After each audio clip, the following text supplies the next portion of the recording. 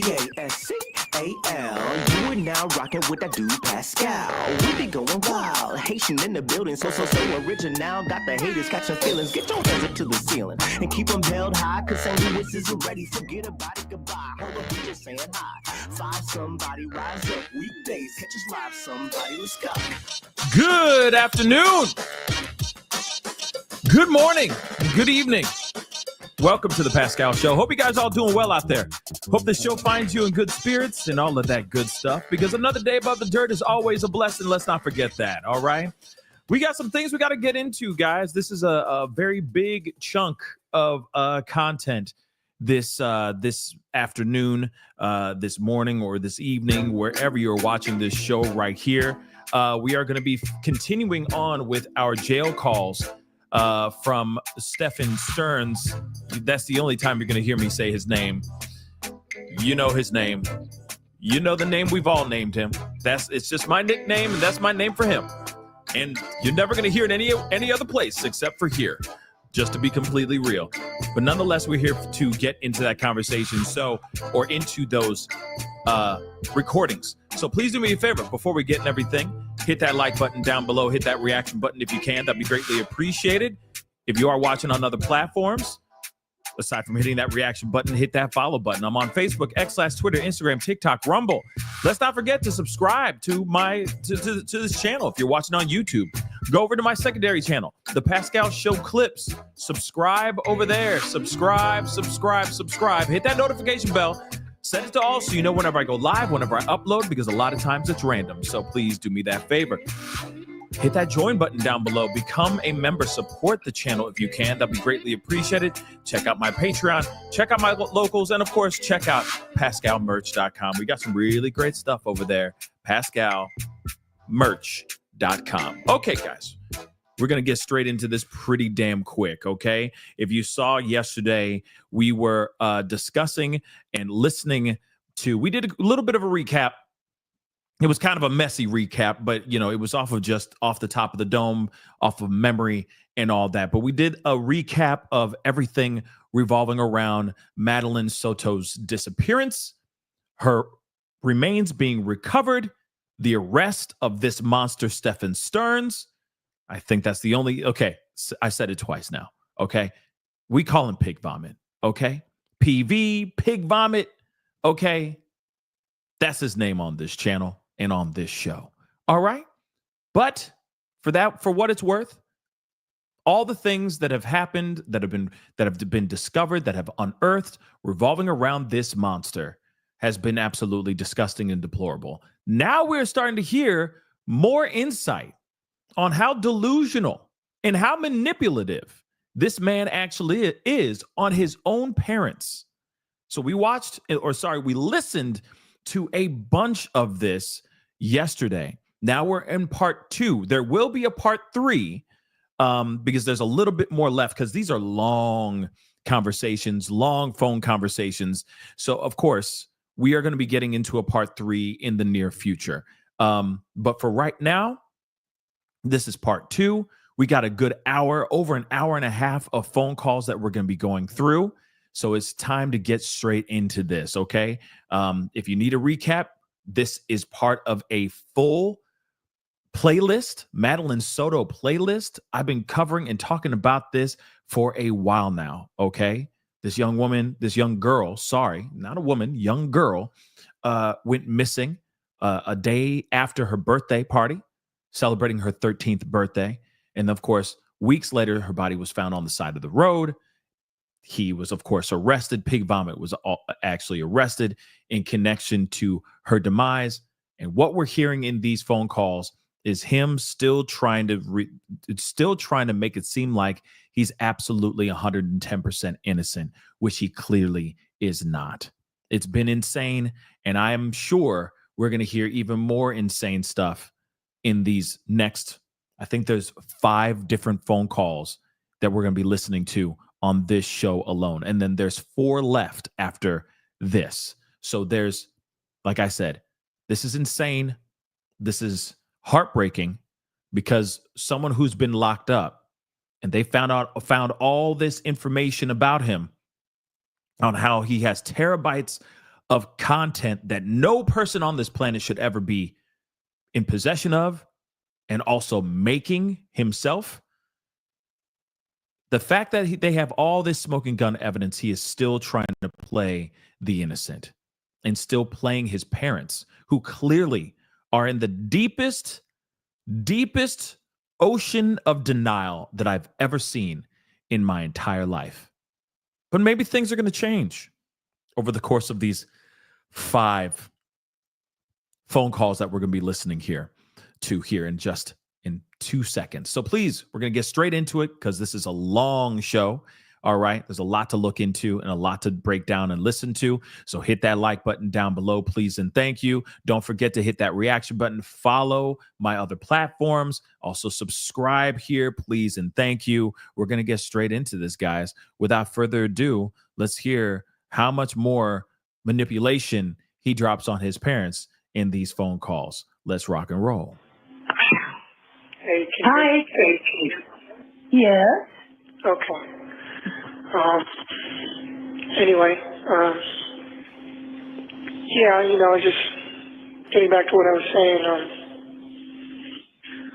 just faith and trust, and, message received. I guess if there's one thing that we wish for is that you had come to us sooner, that you had come to us and let us know what was going on. Well, unfortunately, I was suffering from a bit of cowardice. Yeah, but hindsight's always 20/20, and can't do anything about it now. But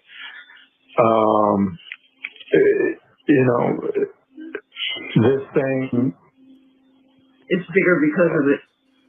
it's a bigger problem because of that. And again, not sure what would be any. I'm sure there would be some things different if you had chosen that path, because there's obviously nothing we could have done without. Well, there's nothing we could have done. I mean, there was only one choice, but we could have talked our way through this.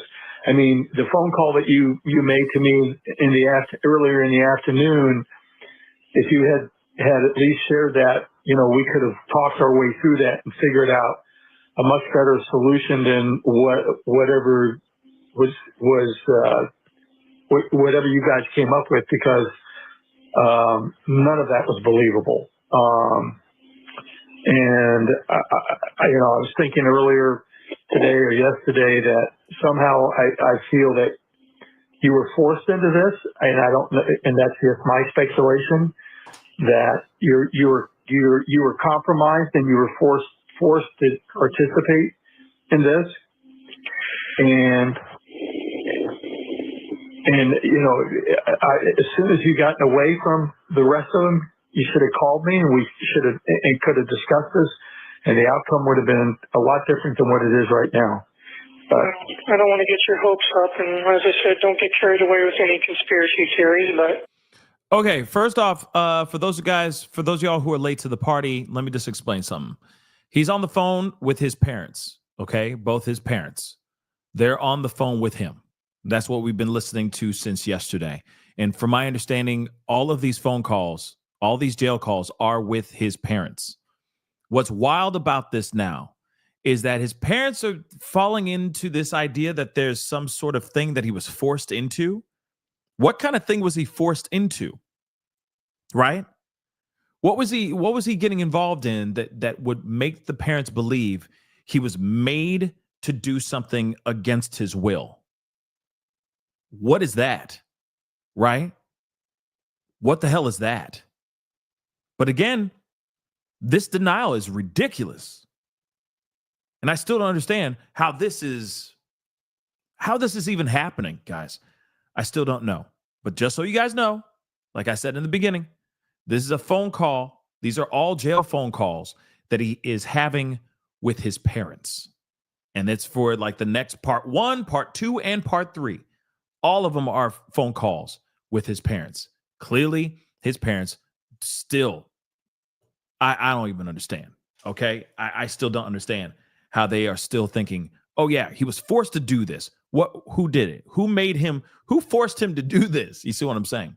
So again, no, he's been doing all kinds of content on his own free will. And that's the thing. What do the parents know? Well, actually, let me correct that. Let me reiterate and correct that question. Let me re-edit it live. What do the parents not know? Think about that. Because by this time, we already have been savvy. By this time, we've been savvy to all the stuff, the content that was found on his phone, the content that was found on his hard drives and all that, the things that he was doing. Oh, I accidentally hit the factory reset on my phone. I don't know how that happened. I just accidentally hit the button. I don't know. Like, it just doesn't make sense, right? So again, this is just weird. But let's continue on. In a way, I was compromised, and when all that stuff was happening, I was not in my right mind anymore. Yeah. Well, I understand that, and that's when you probably should have just called me and said, "Hey, I've got a bit of a situation here," and That would have been a rational thing to do, but at that point, I was no longer capable of rational actions or thoughts. Yep, I understand. Yep, Incapable of it. I had no control over my faculties anymore. It's like the motor was running, but there was a screaming chimpanzee behind the wheel. Yeah. I understand that. I don't understand lack of emotion. Yeah, I don't know. I mean, it wasn't like she was catatonic. She was talking in a normal voice. The only thing that showed any emotion at all was jiggling her leg, but she did that anyway. So Yeah, yeah, she was anxious because she was lying to her teeth. That's okay. Don't get your hopes up for any conspiracy theories or vast conspiracies. Just understand that anything I did was not done while being within my rational mind. I had snapped at that point.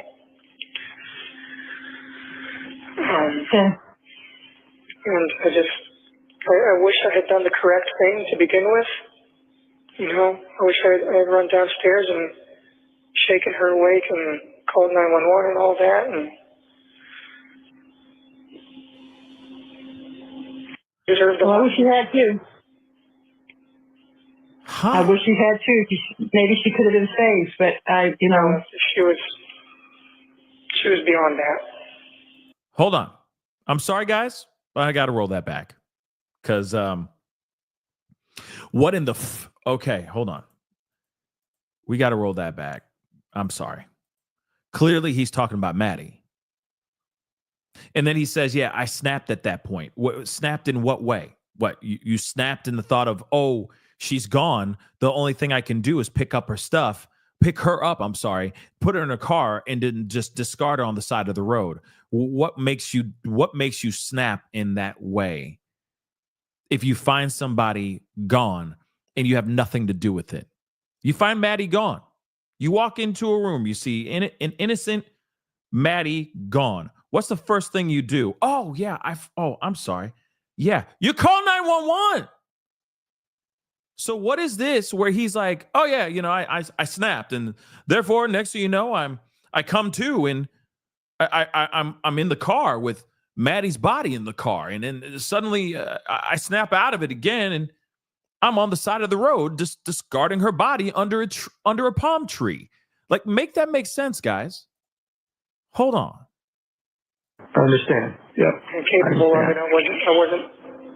I had no control over my faculties anymore. It's like the motor was running, but there was a screaming chimpanzee behind the wheel.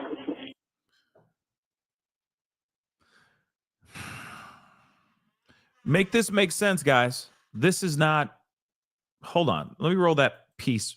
What he just said right there. Bit of a situation here, and it would have been a rational thing to do, but at that point, I was no longer capable of rational actions or thoughts. He was incapable of rational actions or thoughts. Why? You see what I'm saying?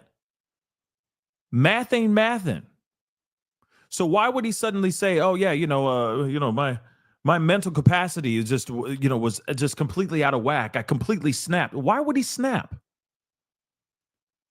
I understand. Yep. I'm capable of it.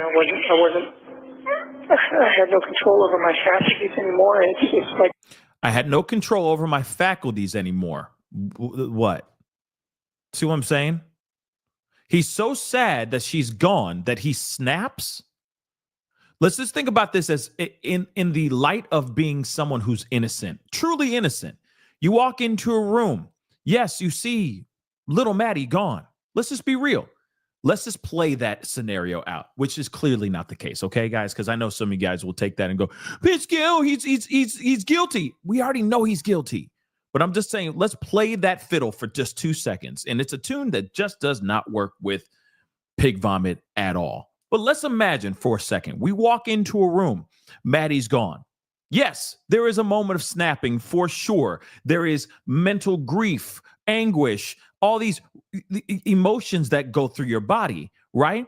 But while you are doing that, you're freaking out and you're calling 911.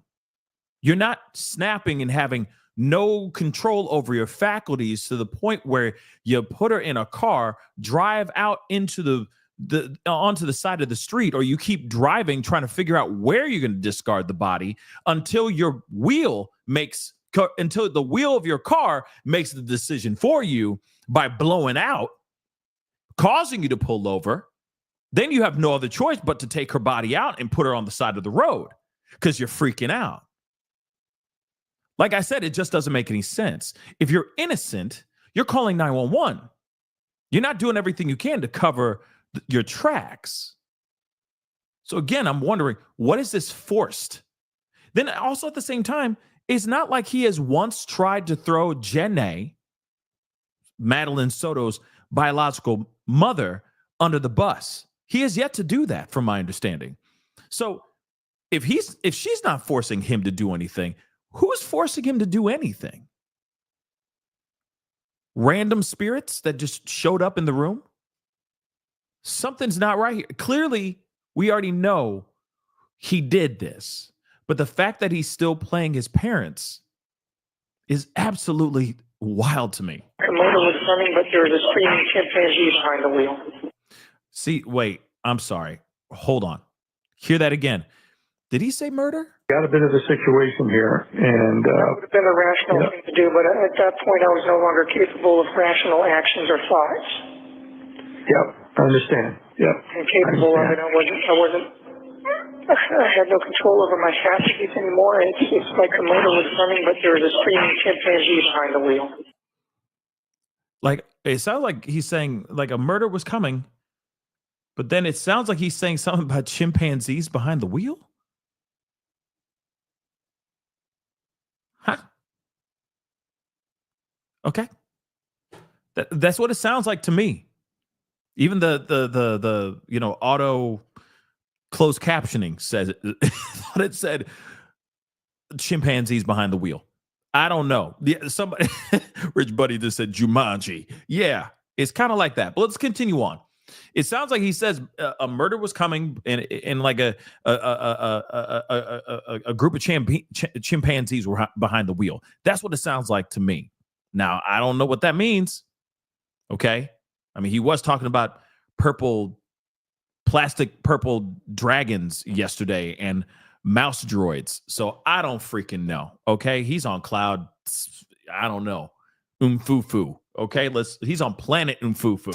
All right. At this point, let's continue on though. Yeah. I understand that. I don't understand lack of emotion. Yeah, I don't know. I mean, it wasn't like she was catatonic. She was talking in a normal voice. You know, the only thing that showed any emotion at all was jiggling her leg, but she did that anyway. So Yeah, yeah, she was anxious because she was lying to her teeth. That's okay. Don't get your hopes up for any conspiracy theories or vast conspiracies. Just understand that So then they're talking about, it seems like right there where she's talking about the shaking the leg thing, it's her talking about Jenna shaking her leg during that interview. That's my assumption. Remember the interview that we all saw with Pig Vomit going, oh, we just really need our angel back. And we're just very concerned. And we just don't know where she is. That whole thing. Jenna was shaking the leg. Like she was, fiending for some smack. Okay? Now, I think that's what they're talking about. And then they're saying that she was lying through her teeth.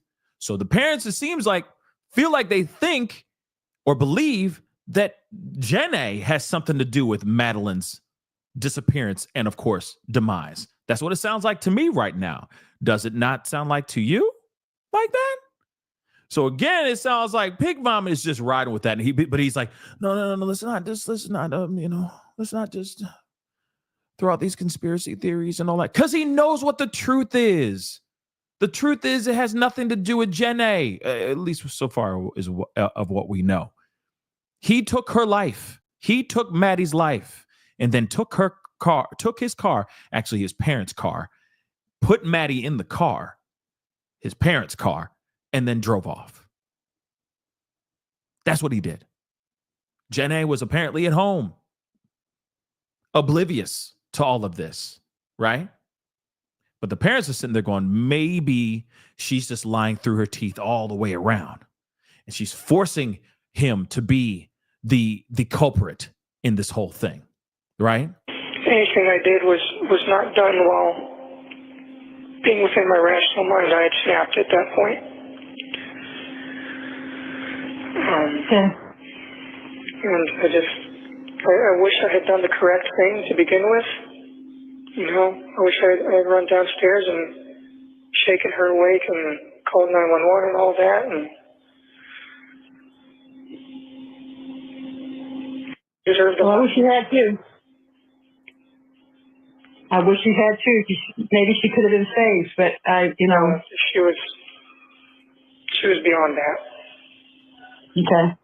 Okay. So just so you guys understand, okay? Sorry for pausing this so damn much. There's so much to listen to. So I'm going to be going in chunks, but this part I'm like, okay, this was a little hairy, like his muggly ass face. But moving on. All right. Pig Vomit. Moving on though. What he says is, I wish I went downstairs to shake her leg to wake her up, Jenna, to let her know Maddie is not breathing or Maddie is gone. But he never did that. According to Jenna, which is still confusing because there are still reports where she says she saw Maddie in the morning. And then there's other reports where she says she didn't see Maddie at all. She was dead asleep at that time. So that's one thing that I'm still going like, which one's the truth? But according to Stephan, okay, according to Pig Vomit, PV, he is saying that he's like, man, I wish I had gone downstairs to shake her leg, wake her up, and let her know what was going on. But I snapped at that moment. I lost all mental capacity. All the faculties of my mind were shut off. And I had to just go see the moon and the stars. You know what I'm saying? With her remains in the car. Does that make sense? The mother love is crazy. Okay? Oh, and Patty, I absolutely agree. See, here's the thing. When it comes to Jenna, okay? When it comes to Jenna, part of me goes, maybe she just believed him because she loved him, and that's what she believed. You got to remember, there's two different sides to this. There's multiple possibilities here, but there's two that are still mainly on the table for me. That she is just absolutely bamboozled by this piece of trash and believed him because she never thought he would do anything like this, because apparently he doted upon Maddie so much that maybe Jenna was like, no, there's no way Pig Vomit would do something like that. There's no way. So I believe what he's telling me. Then there's the other part, that she literally was just covering up for him because, I don't know, maybe she thought she couldn't do any better than this guy. I don't know. Or that he threatened her life. I don't know. But for someone who's sitting there, oh, we're just so worried about her. I just don't see him being the kind of guy to walk up to her, Jenna, and say, I will take you out if you say anything in this interview. I just don't. He seems like a wet noodle. He seems like the kind of guy who would prey on Maddie or any other person that is not of age, if you get what I'm saying, that is still young, impressionable, etc. Not a grown-ass woman. I just don't see it. I just don't. But at the same time, anything's possible. But this guy is most definitely a wet noodle. And I think that he was manipulating her like he's manipulating his parents right now. Listen to this. The parents are in such denial because he's such a good guy. Or they think that because he's such a loser, there is no way he'd be capable of doing this. Real talk, think about it. You think he's accomplished anything in his life that's worthwhile? He collects figurines. Now, hold on. Let me time that out really quick. No disrespect to anybody out there that collects figurines and all that. I'm not saying that, okay? There's plenty of successful people that have figurines. But all I'm saying is look at this guy. Look at how look at the profile. And you tell me, you really think the parents are sitting there like, I'm proud of my son. You know, he's a go-getter, hardworking man. No, I don't think that. He was busy being inside that home, eating up all their food, not providing for the house, just eating the food and playing video games and playing Pokemon. So you can sit there and go, oh, you know, I feel bad for the guy before this crime happened. I feel bad for the guy. You know, there's a soft spot for him because I know he means well. He's just socially awkward and he needs to be, you know, we want things better for him. So we're going to cheer for the underdog, our son, or cheer for him, the guy that we know now as Pig Vomit. But I'm telling you right now, he's using that to his advantage. And that's probably how he preyed on Jenna, how he preyed on Maddie, how he's sucking probably the finances out of his own parents. He just whines. The ultimate, thank you, Liz, the ultimate mooch. That's all it is. Look how my life is terrible. I just need your help. I got you. Hun, how much do you need? You know what I mean? It's like that. The spoiled kid that never truly grew the F up. And he's still playing that card, even in these mother-loving prison calls. Real talk. Let's continue, though. Let's continue. And I think that's how he was doing it. He is just straight up manipulating and using that game, okay? He is using that game, and he is still playing that note, and people are still listening to it and going, oh, I know this song. I love this tune. Woo! Because they don't think anything otherwise. There's no way that this wet noodle could ever take out this young girl, Maddie. In actuality, he actually did do that. Ain't that about a shut your mouth? You know, when someone's that ice cold and just gone. She was in a different part of the house? Yeah. She wasn't with you? Well, she had gone to be with me earlier in the night, but I left her alone for quite a while I was sort of just walking around and, you know, haunting around the house like I do. You know, sometimes I go out for walks at night, or I just sit on the couch and just fiddle around on my phone, or just, you know, I don't sleep well at night, especially when I've got to be up early and do something the next day. Yeah. And that was the case. So every time I realized anything was wrong, it was She was in a different part of the house when you found that out? She was still upstairs. Oh, she was upstairs. Okay. Yeah, I left her alone there. Oh, okay. I had gone downstairs for a while, and by the time I realized anything was wrong, it was just far too late. You know, she'd been gone for a while.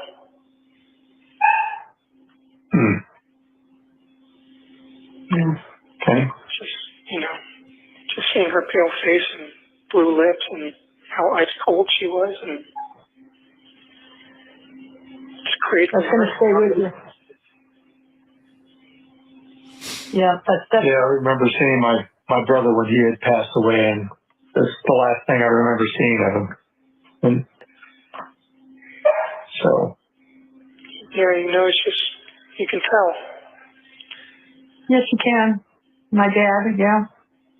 It's just, when they're gone, really, really, truly gone, it's just, there's nothing you can do. There's no coming back. Yeah. No, there isn't. She was past the point of no return. Yeah. Well, I'll tell you what, given the crazies of the grandmom and already starting to call her a Gordo, she would have been the next one on the list for gastric bypass, but I just think, you know, maybe God just delivered her out of a place that was going to become really bad for her. I mean, I always knew that life was going to be hard for her. Her mom certainly didn't do her any favors, and since I had no say in the matter of how she was raised or disciplined or anything, there was nothing I could do about it. But sit back and watch the train wreck as it unfolded. Yeah, and she's trying to tell everybody that it was a little angel and she had no problems with her, and you were already telling us that they were butting heads like two Rocky Mountain rams. Yeah, they had gotten physical on a couple of occasions. Yeah, I figure they did that again. But okay. You know. You see what he's doing? Do you see what he's doing? This is insane. Oh, yeah, see, they didn't get along at all. But I stuck around. Why did you stick around? Oh, I wonder why. Why did you stick around, pig vomit? You could have left. You didn't have to stay. Bye. But he didn't. He stayed. And now he's sitting there going, oh, yeah, you know, I could have left. They kept butting heads and they're this, and this. She was just like basically saying she's a terrible mom. And you know what? She could very well be, well, you know, she pretty much is a very, very bad mom. Okay. She's not the best mom. She's not the best mom. Okay. She's not the best mom. Clearly. All right. Because none of this would have happened. None of this would have if this child was actually taken care of. This child was not. And still, remember, let's not forget this piece too. Yeah, I don't know what Gordo is. Somebody means fatty? What? I'm reading this off the comments, guys. I'm not trying to be, you know, I'm not trying to shame anybody. Okay. Gordo means fatty. I'm not sure what form of endearment that could be. It's a joke at one's expense. Yeah, it sounded like the mama said that the grandma, that Maddie's mom, Maddie's grandma, I'm sorry, is you know, has a few pounds on her. So it's basically calling her I'm just quoting it. I'm not saying it because I put this in my vernacular, but that's fat in Spanish. El gordo. Thank you, P. Cooper. Damn. That's bad. So the mom even just said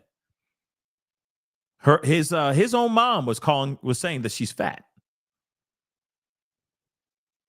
That the grandma, maybe she needed to get that gastric bypass because she's gordo. That's real. I want to curse so bad right now, but I'm not going to. That's so messed up.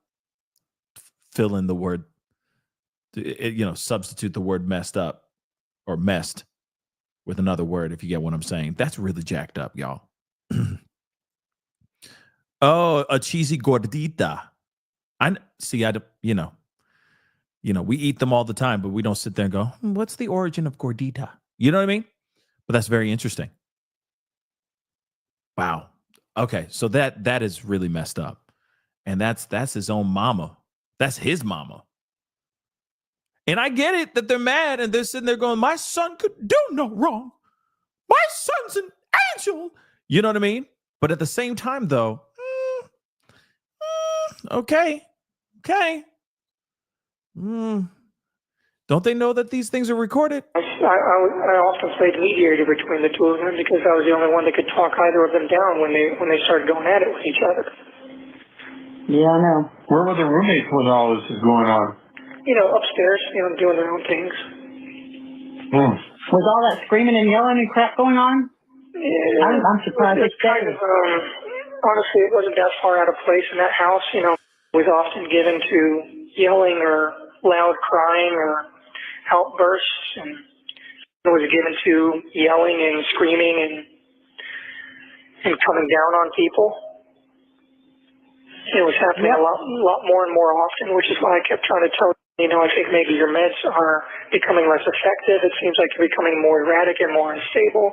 It seemed like the more stable I became, the more unstable she became, like we switched places. Well, I always told you she was a black hole to need.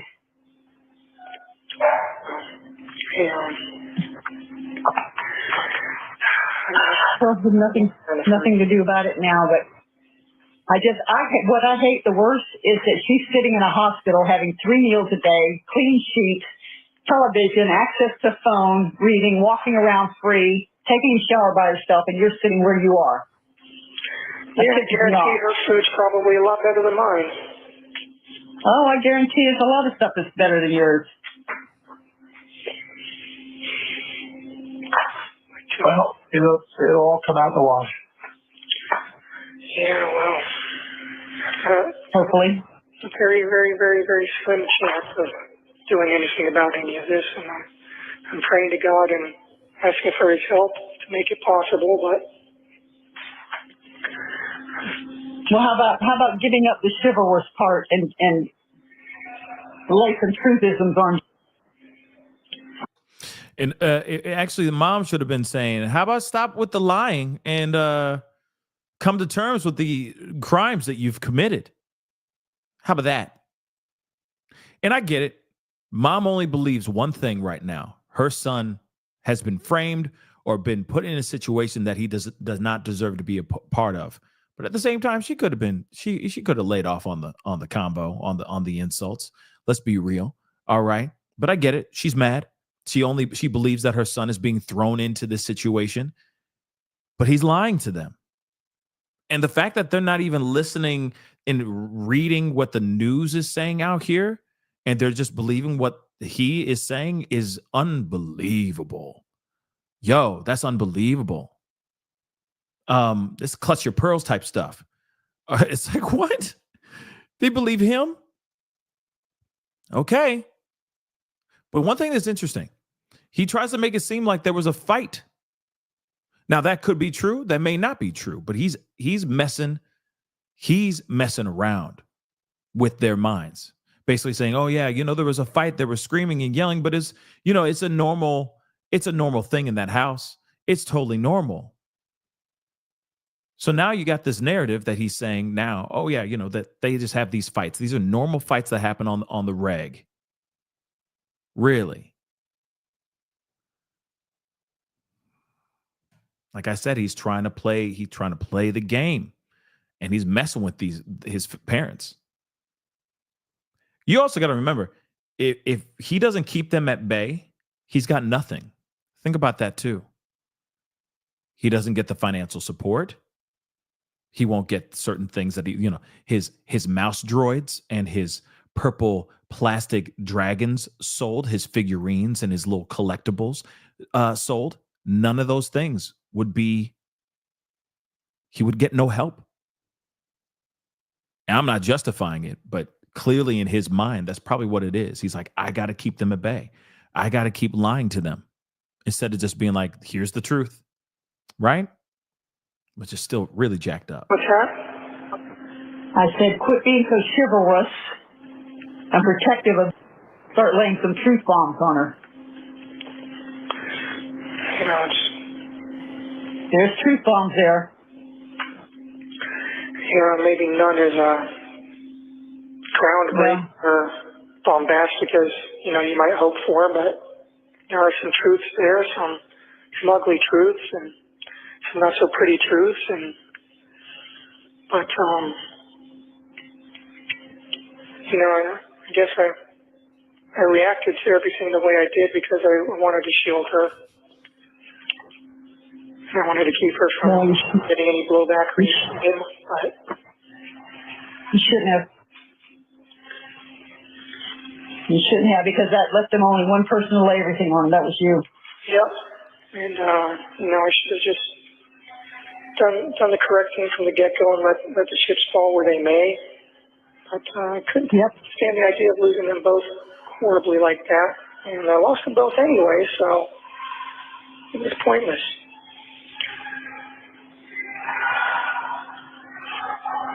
Yeah.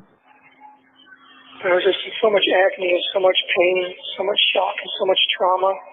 My mind was just not, it wasn't me anymore. I wasn't in control of myself anymore. I was doing things that I wouldn't do. I wasn't acting or thinking rationally. It was just panic and fear and... Yeah, I can't imagine. You know, Stephan, I can't help but get the feeling that none of this that was on the phone was a surprise to you.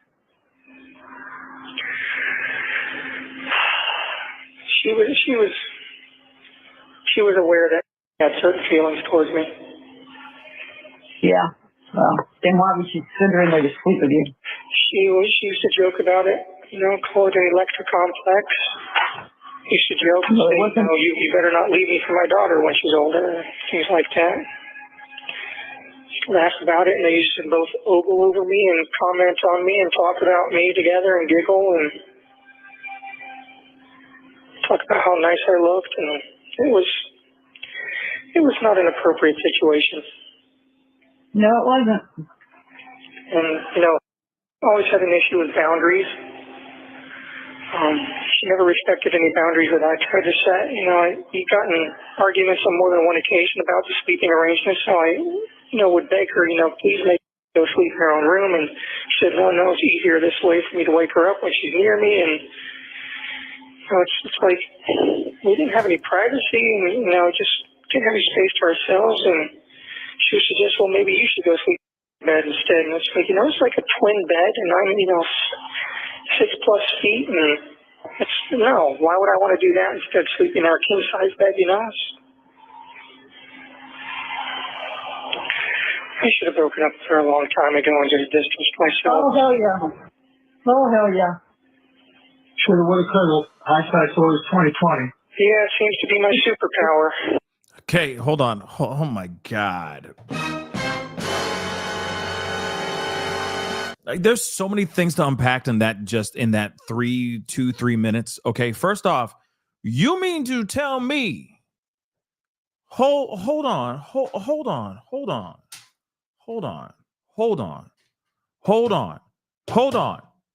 They just talked about content on the phone. Let me just say that. First and foremost, they talked about content on the phone. Parents did. So the parents already know about this. They know about the content on the phone. They asked about the content on the phone. So they clearly know about the content on the phone, and you know exactly what kind of content I'm talking about. So then he talks about how, like, oh yeah, you know, she was basically like in love with me. She was always pushing the boundaries, doing this, that, and the third. Jenny would always make jokes like, you better not leave me for my daughter when she gets old enough, that kind of thing. Weird stuff to say, right? And haven't you noticed that the parents don't say not a damn thing? Like, it's not a big deal. Can we just go back to the origin of the story here really quick? Or the origin of the conversation that started here. They talked about the content on the phone, which would lead me to believe that they know what kind of content was found on his phone. No conversation about that. At least not as of yet. I mean, maybe they talk about it afterwards here in a second. But they don't say anything about like, son, what the hell were you doing with this kind of content on your phone? Nothing. They're just believing everything that he's saying. Oh, yeah, she was obsessed with me. She always wanted to push the boundaries, so on and so forth. Jen A would get a little jealous. I ask, why would I have to sleep in the twin bed? I want to sleep over here in the king size bed. Blah blah blah. All these things. What? How is that okay? How are you having this conversation without you going, son? Why did you have content like this on your phone? It's not okay. That kind of content is not okay. You had your son. You were making content that only you don't make with someone like Maddie. That was on your phone, son. What the hell's wrong with you?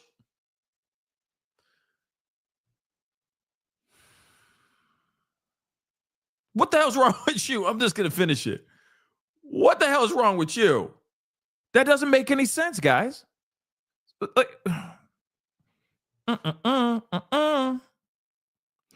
on. There's a comment that I wanted to get, and I'm trying to find it because I saw it in the corner of my eye, but I was like, there's a big chunk coming up, and I didn't want to take it away or stop it in the middle of all that.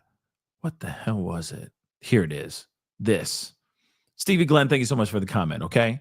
Says, I love my children, but I'd be damned if I support one of them doing something like this. I'd let them know how wrong they were, and I wouldn't be sending snacks or books. Absolutely. As soon as I found out about all this, I'd be like, yo. No snacks, no books. Figure it out, son. I love you, but I can't be around you right now.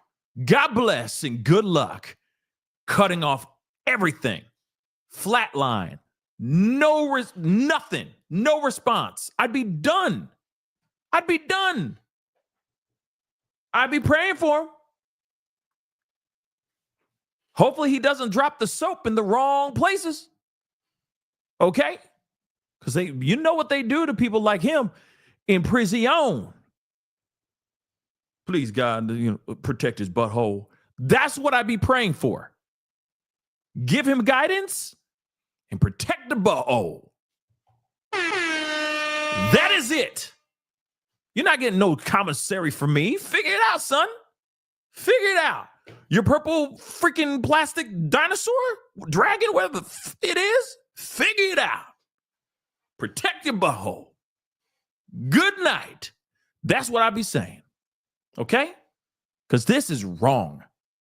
And the fact that the parents even saw it, yeah, don't worry about it. Somebody said, please play it back. I'm going to play it again. Because this is some diabolical issue. And the fact that the parents don't even respond to it. And then he says something about having some sort of superpower. Like, what? I'm going to roll back. I'm rolling back. Okay. I'm just going to roll it back. There's so much that was said in that chunk. Oh my God. Like I said, I'd be like, God, protect pig vomits ball, protect his ball. That's what I'd be saying. And that's it. Shoot, I'm sure you got friends on the dark web you can reach out to that can help you out. But you ain't going to get no support from your daddy. Never again. Okay? Well, let's see. What I hate the worst is that she's sitting in a hospital having 3 meals a day, clean sheets, television, access to phone. I'm going to skip ahead a little bit. Reading, walking. Asking for his help to make it possible, but Well, how about giving up the chivalrous part and lay some truthisms on? Right about here, I think. what's that? I said, quit being so chivalrous. Chivalrous. And protective of. Start laying some truth bombs on her. There's truth bombs there. Maybe none is groundbreaking or bombastic as you might hope for, but there are some truths there, some ugly truths and some not so pretty truths, and But, I guess I reacted to everything the way I did because I wanted to shield her. I wanted to keep her from getting any blowback.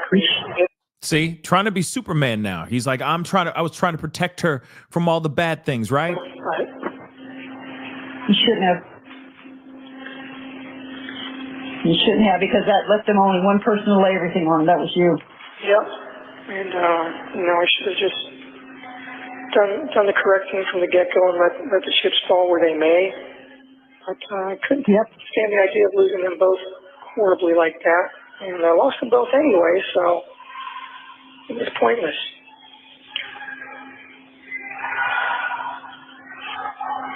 Yeah. There was just so much agony and so much pain, so much shock and so much trauma.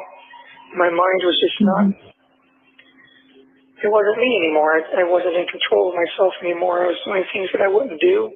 I wasn't acting or thinking rationally. It was just panic and fear and... Yeah, I can't imagine.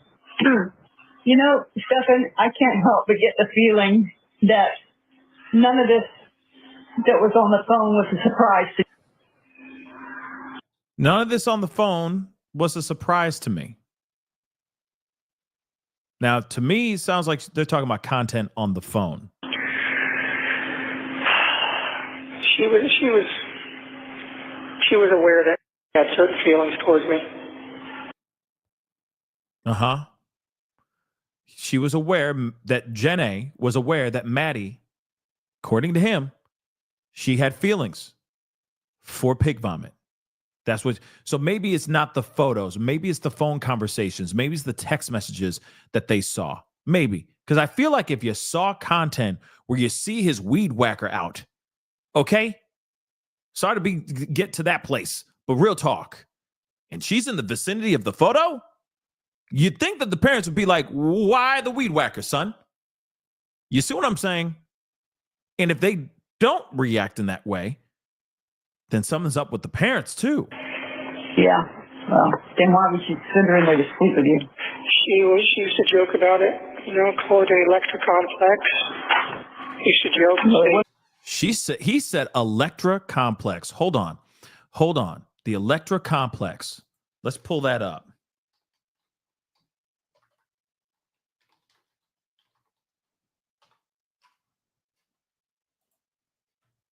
Electra complex is a concept in Freudian psychology. It describes a girl's unconscious desire for her father and feelings of rivalry toward her mother. So it's basically similar to Oedipus, the Oedipus Rex complex. Okay. It's the same thing as the complex for boys, right? That it's like, I'm in love with it's that whole having some sort of feelings towards the mother or the father figure. So romantic figures, romantic feelings. So she's basically saying that she had emotional, like romantic emotions for him. So he's throwing out the Electra complex to pin on this whole situation. She was obsessed with me. She had serious romantic feelings for me. Yet you still put yourself in the vicinity of that home with this child who would maybe had a crush on you type of thing. No, this is not the case. It's not the case. You were grooming this woman, this young girl, for years. You better not leave me for my daughter when she's older. And then Jenna, allegedly, according to Pig Vomit, is saying that Jenna was fully aware that there was some sort of attraction going on. He's making it sound like it's only coming from one side, which is Maddie's side. This is not true either. Like that. Laugh about it, and they used to both ogle over me and comment on me and talk about me together and giggle and talk about how nice I looked, and it was not an appropriate situation. To talk about how nice he looked, etc. I'm sorry, that sounds like do you see him? okay, that's a joke. But moving on, he's basically trying to paint him as some like irresistible Adonis.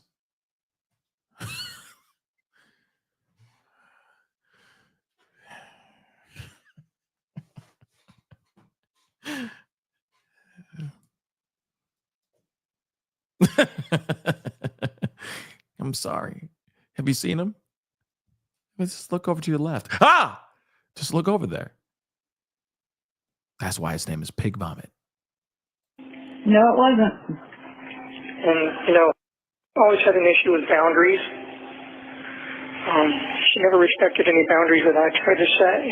We got in arguments on more than one occasion about the sleeping arrangements. So I, would beg her, please make her go sleep in her own room. And she said, no, it's easier this way for me to wake her up when she's near me. And it's like we didn't have any privacy, and just didn't have any space to ourselves. And she would suggest, well, maybe you should go sleep in bed instead. And it's like, it's like a twin bed, and I'm 6+ feet, and no. Why would I want to do that instead of sleeping in our king size bed?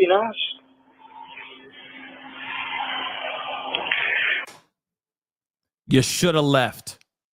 If that was the problem, you should have mother loving left. Why hasn't the parents said anything? At this point, I'd be like, oh, well, we already know. Son, you should have left. Why did you stick around? This was a recipe for disaster. If I was believing him right now, I'd be saying all this stuff right now. But nope.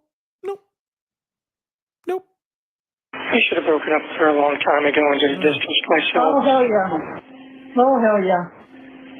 Should have, would have, could have. Hindsight's always 20/20. Yeah, it seems to be my superpower.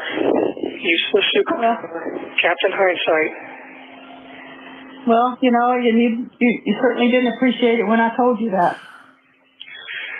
No, I certainly didn't.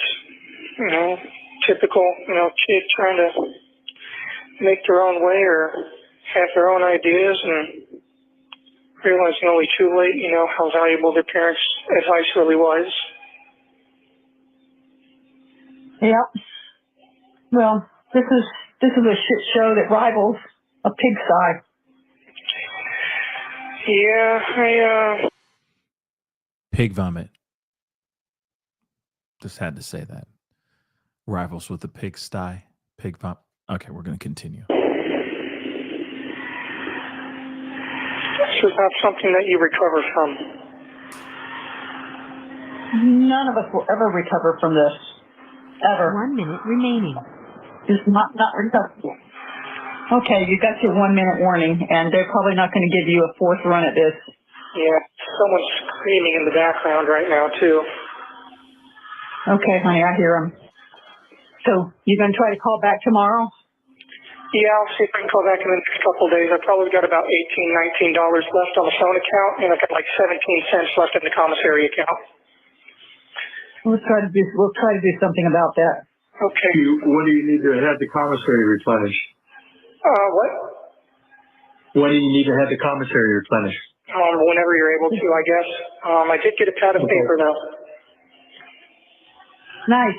You think of what? He got a pad of paper. I'm going to skip ahead. Area code prefix. Oh, good timing. Oh, perfect. Yeah. Okay, so this is part two, or part two of the many that we're listening to, okay? So let's rock and roll. First off, let me say this, though, too, real quick. Audrey, thank you so much for becoming a member. Welcome to the family. And just like Audrey, please consider becoming a member by simply hitting that join button down below. I appreciate all y'all for being here. It really means a lot, okay? Hit that like button down below if you appreciate the commentary and, of course, appreciate us going through these phone calls. We are far from done, okay? There's a lot going on. So make sure you hit that like button down below. Make sure you are subscribed. Subscribe. Let's get into this. Let's rock and roll. Hey, is this okay to call you now? Yeah, I just finished up with some customers, so good timing. Oh, perfect. Yeah, I was worried that you'd probably, because I know the weekends are busy for you. But we had a little bit. little under an hour it's hitting before the phone system turns off. What time's it turn off? 4:30 until 7:30. Oh, okay. Yeah. That's good. No, I got time. Okay. So I just used the commissary kiosk, and I looked into the reading glasses. They're $11.50 a piece.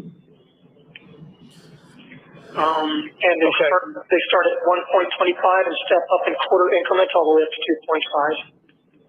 Yeah. So what do you think? 1.5? 1.5. I guess I could start with that.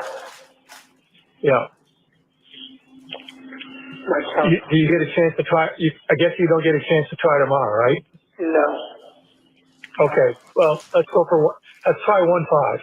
Okay. We'll try 1.5. I'll make that on my next order. I'll need some money in the account bill if you want to put some in today. Yeah, I'll give myself a reminder and make sure I do that. Yeah, because I did make an order, but there's no money in the account, so the money won't pull out until tomorrow morning. As long as you put some in tonight, it'll be fine.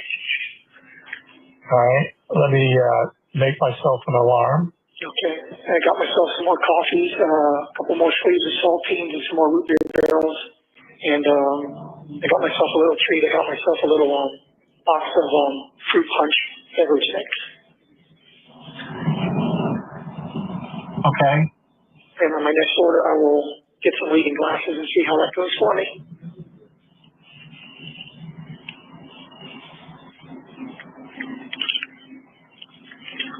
Can't believe I'm already looking into reading glasses. I feel like an old man. Oh, you're getting old. Hey, question. Yeah. When you left town to go to Kissimmee, what time did you leave?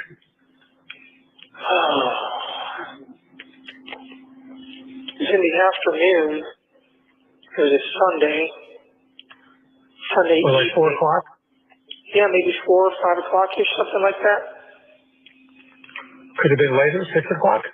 Maybe. I don't think I got to Kissimmee until around 8:30-ish. Yeah. Oh, okay. That sound about right? I was curious as to, I don't know if I said goodbye to you when you left.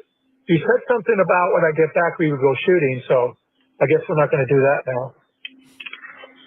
Yeah, believe me, I'd love to go shoot. Sorry we didn't get to do that. There's a lot of things not going to be doing. Yeah. I don't think they do pizza in prison. No, that's one thing I'm not going to get. Or Taco Bell, or, I always said that life isn't so bad as long as you still have pizza and tacos. I don't have those. Oh, they're opening up a Del Taco in Port Charlotte. Oh, wow. Damn. I missed that. Del Taco? Yes, I think they're opening it up down the street from Arby's. That's a bummer. Yeah, I saw that and thought of you right away. Yeah, well, it's right that you should, because that definitely would have been exciting news for me. Yep. I just feel so sad sometimes. Me too. Yep. A lot of people getting the backlash from this. People who care anyway. Yeah, and pray to God. A lot of hurt going around everywhere. Yep. Just, my biggest regrets is that I've been so cavalier and so careless with the people that cared about me and that relied on me to be better than I was. Yep.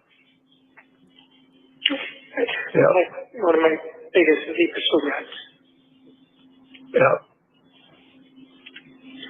Unfortunately, there's no backspace, delete, and do over it. For past that. Yeah. Well, I just keep praying to God to deliver me from this and give me a chance to do it right. That's a big if. Yeah, no, it's a big ask, and I told him even if I'm not worthy of it now, that I'll work my best to become worthy of it. Yeah. And I hope that you guys Well, the murder charge, the murder charge aside, I mean, you're pretty much fucked on the other side. Snap. Potentially, yeah.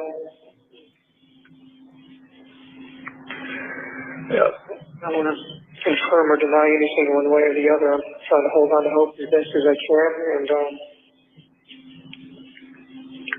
see how the cards fall out here. Yeah. So, Yep. see. And you want to follow up on where your mail order is? Is that possibility? When I talked Take that for granted? when I spoke to the mental health director, she said that she would check with the mailroom, but in case that she forgot to do that, which it's likely that she did forget, that you guys could also call the mailroom and check in with them and say, hey, we're trying to send our son some books from the outside. What's the deal with that? Oh, okay. All right. Then I'll follow up on Monday. Yeah, so if you guys get a hold of the mailroom, you should be able to look into that and see what's what. Okay. I forgot to mention that last time, I'm sorry. No problem. But anyway. So, well, this is a pleasant surprise. Yeah, I know. I wanted to make sure that I called you before the phone system turned off and hoped that I caught you at a good time. Yep. Yep. Sitting in an open You house. did. I just finished up with some people.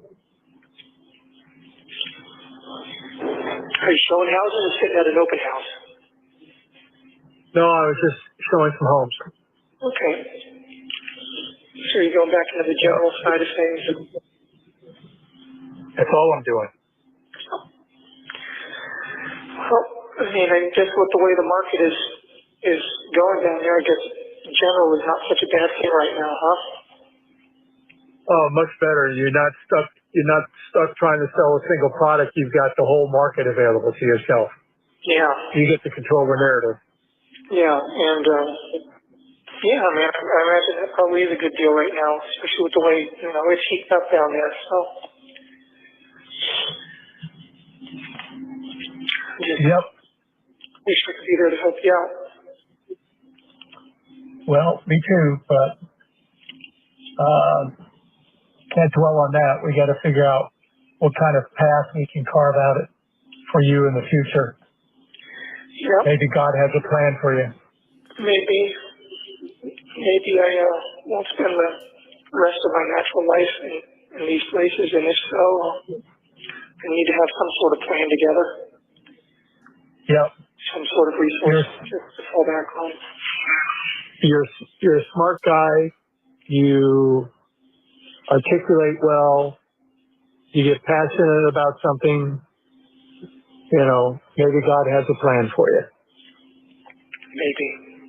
If I get to be free again, I've been thinking about that, Obviously, job prospects are going to be difficult to come by. I might need some sort of resources to help me get back on my feet immediately until I can work out the income situation.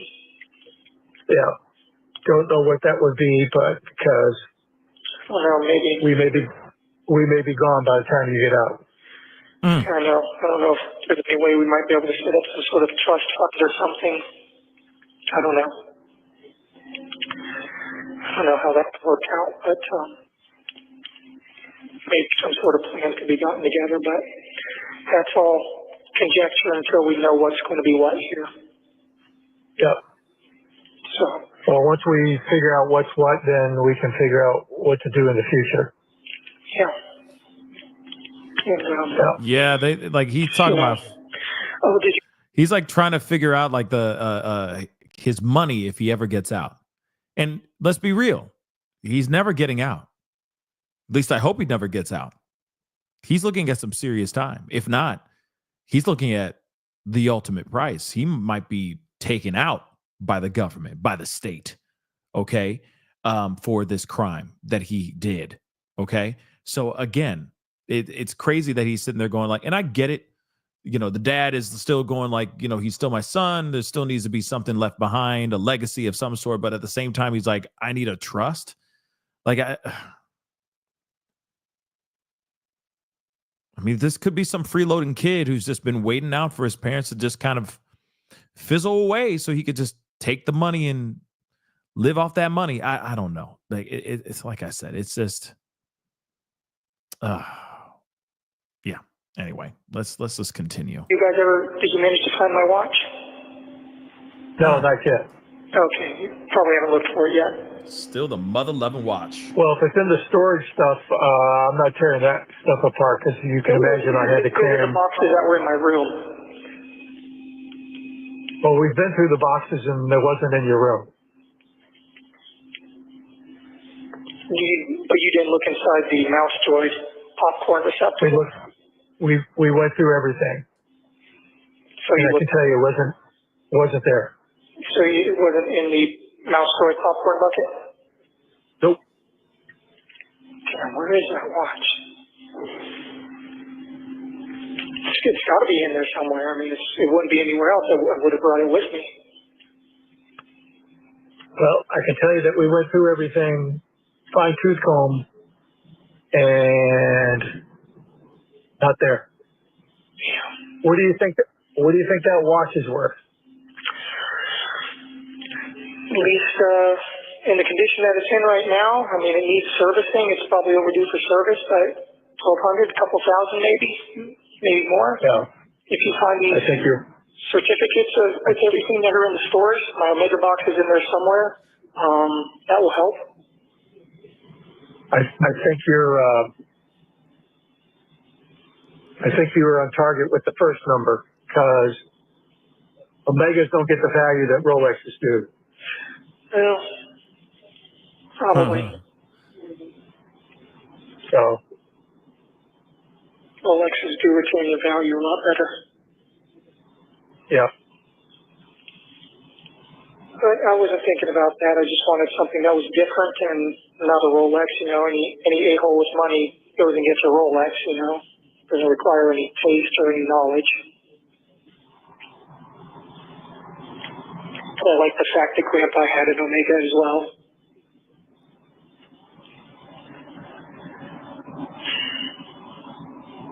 I don't know. It seemed appropriate using his inheritance to buy the same kind of watch that he would have had. You can't do what? I said it seemed appropriate to use his inheritance to buy the same kind of watch that he would have had. Made me feel a little more connected to him, I guess. Yeah, I don't even remember what his watch looked like. I know he wasn't wearing it towards the end. He was wearing some Timex, I think. Yeah. Yeah. If I had it to do over, though, I might have got something like a Rolex or maybe a Sage LeCoultre.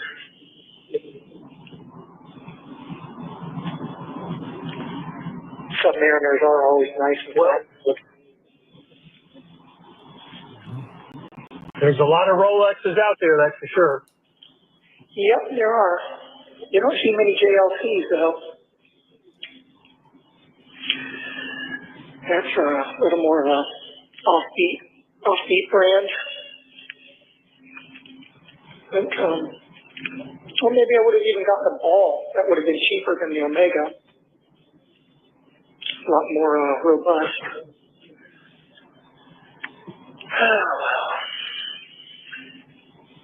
That's things I'd probably do differently. But I just wish I'd been more careful with the people that I loved. Well, maybe you'll get a second chance at that, but really hoping that you got a big hill to climb up, that's for sure. Yep, I know it's very thin chances, but I hope that you and Mom will pray for me to get that second chance. For God to hear my prayers in regards to that, to deliver me from this situation and from the people that are wanting to destroy me. Oh, people trying to destroy you. Everything you get to be worthy of that is totally justified. and live in a more upright and virtuous way. We got a minute remaining. Yep. Okay. Well, if you want, I can try to call you again tonight. Otherwise, I can call you back in a couple days. Whatever you want, we're available. Okay, well, I'll try again tonight, but if you don't hear from me, then expect news in the next few days or so. Okay? Okay, sounds good. And don't forget to put some money into the commissary tonight so that the order will go through tomorrow. I set an alarm. Well, thank you very much. I appreciate it. I love you very much, Dad. Love you too. Take care. Give my love to Mom. I will. Okay, bye-bye. The time is 7:43 p.m. Like you could tell like they at least that one. I don't know. Maybe dad ain't feeling it anymore. Maybe that's what it is. I don't know. But it's it's just funny how the watch keeps the grandfather's watch keeps getting brought up and everything. And I don't know if that's like a little dig to him. Maybe it's an ongoing lie that he's had for a long time. And he's like, listen, I don't know where that watch is, when he clearly may have taken grandpa's watch and pawned it. But it seems like, that's an ongoing, it's interesting that that's like an ongoing theme throughout the last couple phone calls that we've listened to. But let's continue on.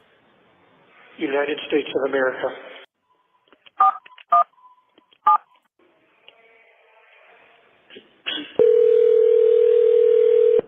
Hello, you have a call at no expense to you from Stephan Sterns. Well, we're just waiting for this to play out. So, Yeah. Debbie, your mother said that you were officially charged with murder. I didn't know about seeking the death penalty. I didn't hear that. Yeah, well, it was always a possibility. And the level they charged me at, obviously, if they seek it, there's a good chance that they can get it. So at 10 o'clock this morning, they officially filed for intent to seek death. Well, it won't happen for a long time, according to your attorney, if at all. And from what we heard, your judge does not like the death penalty. He thinks it's too lenient, and he would rather have you in jail for the rest of your freaking life. Oh, wonderful. Yeah, I hate to say it, but I'd rather have you on death row because you're in more seclusion and you're not really with the bulk of the population of the people. Well, I hate to say it, but I'd rather be on death row too because I agree with him. It's a much easier way out. Yep. I'd rather, And like she said, there'll be appeal after appeal after appeal, and yeah, she said it could take up to 25 years for them to finally get around to executing me if I'm found guilty. Yeah, and by that time you might welcome it, but we won't be here to see it. By that time, it's about all I've got in me to serve anyway, so. Yeah. I'll see what the point is. They said you were put.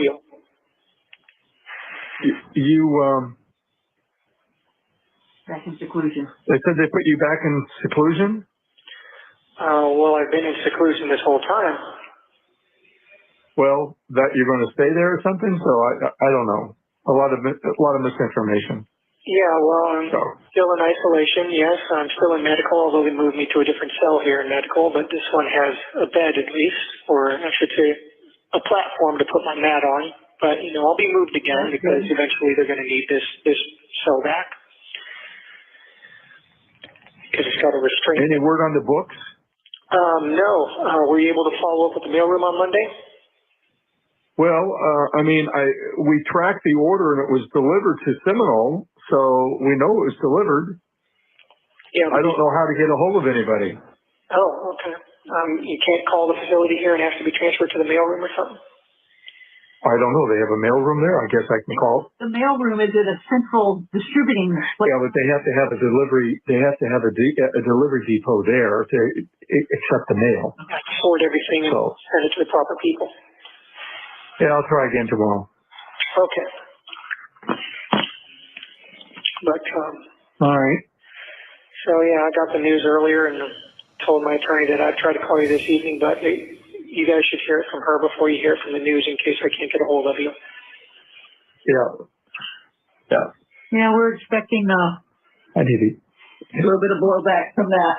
Yep, I'm sure there's going to be a little bit of ruckus and some people getting riled up. And I'm cooking ravioli that I got to. Sorry, I'm caught me in the middle of cooking here, so I'm going to walk out to the kitchen. no worries. I guess I took the news pretty well, though. Well, okay, that's good.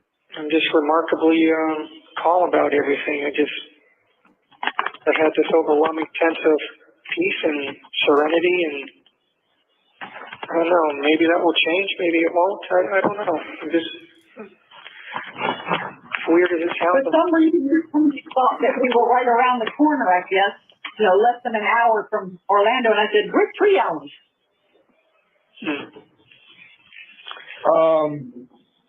So, I mean,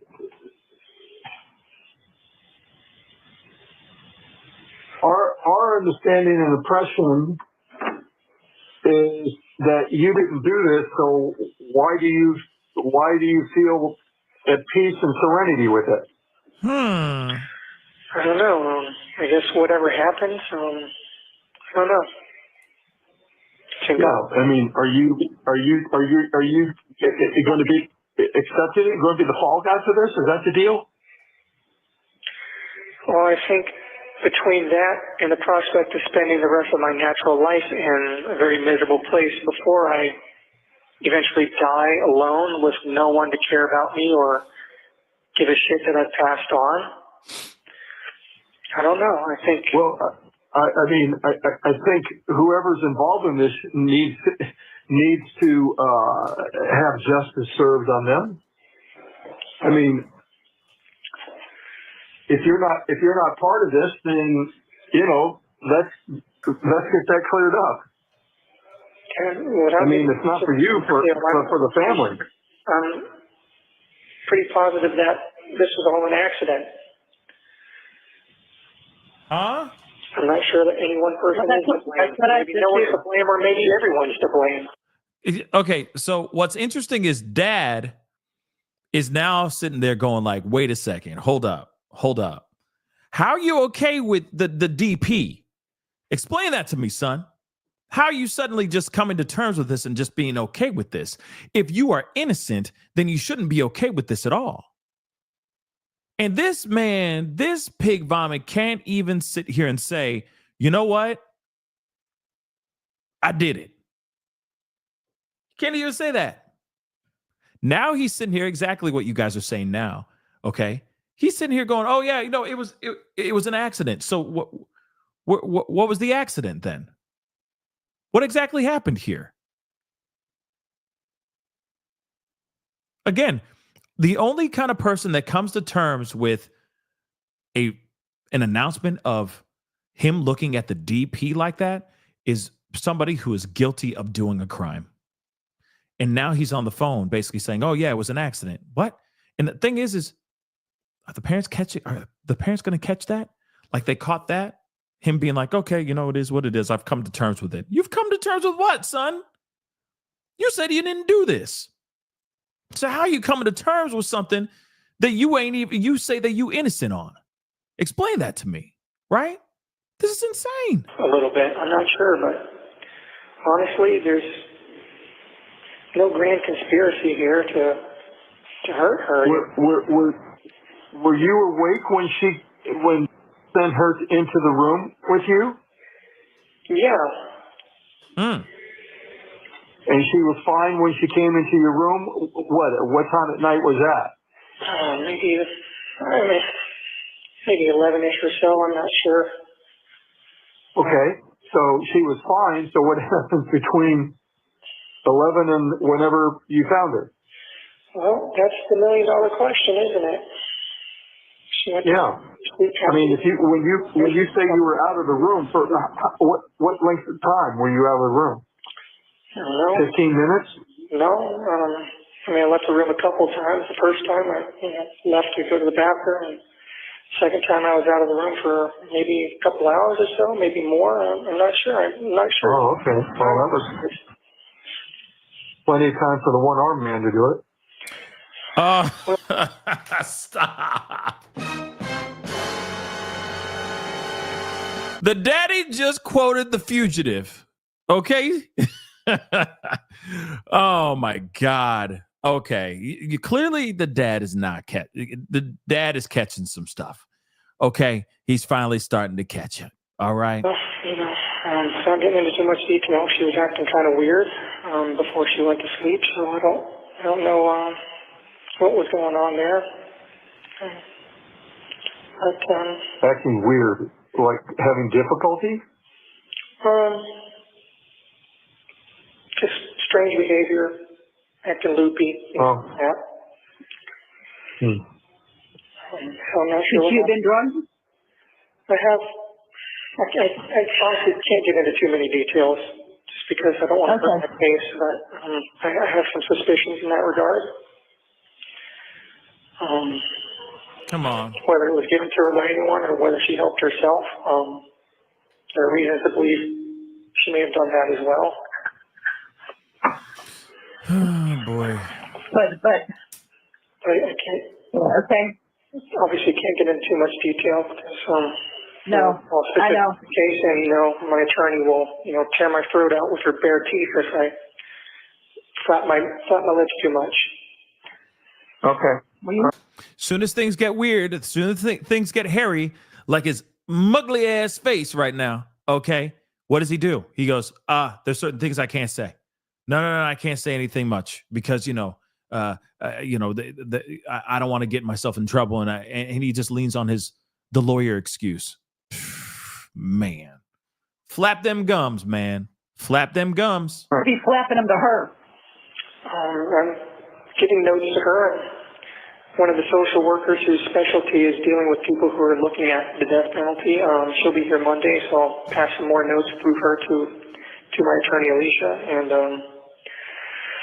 I guess some more lawyers are going to be hopping on board at this point. There's going to be a whole team working on this. But Four more attorneys. it's going to be an all hands on deck kind of thing. Well, I had a long conversation with them today, so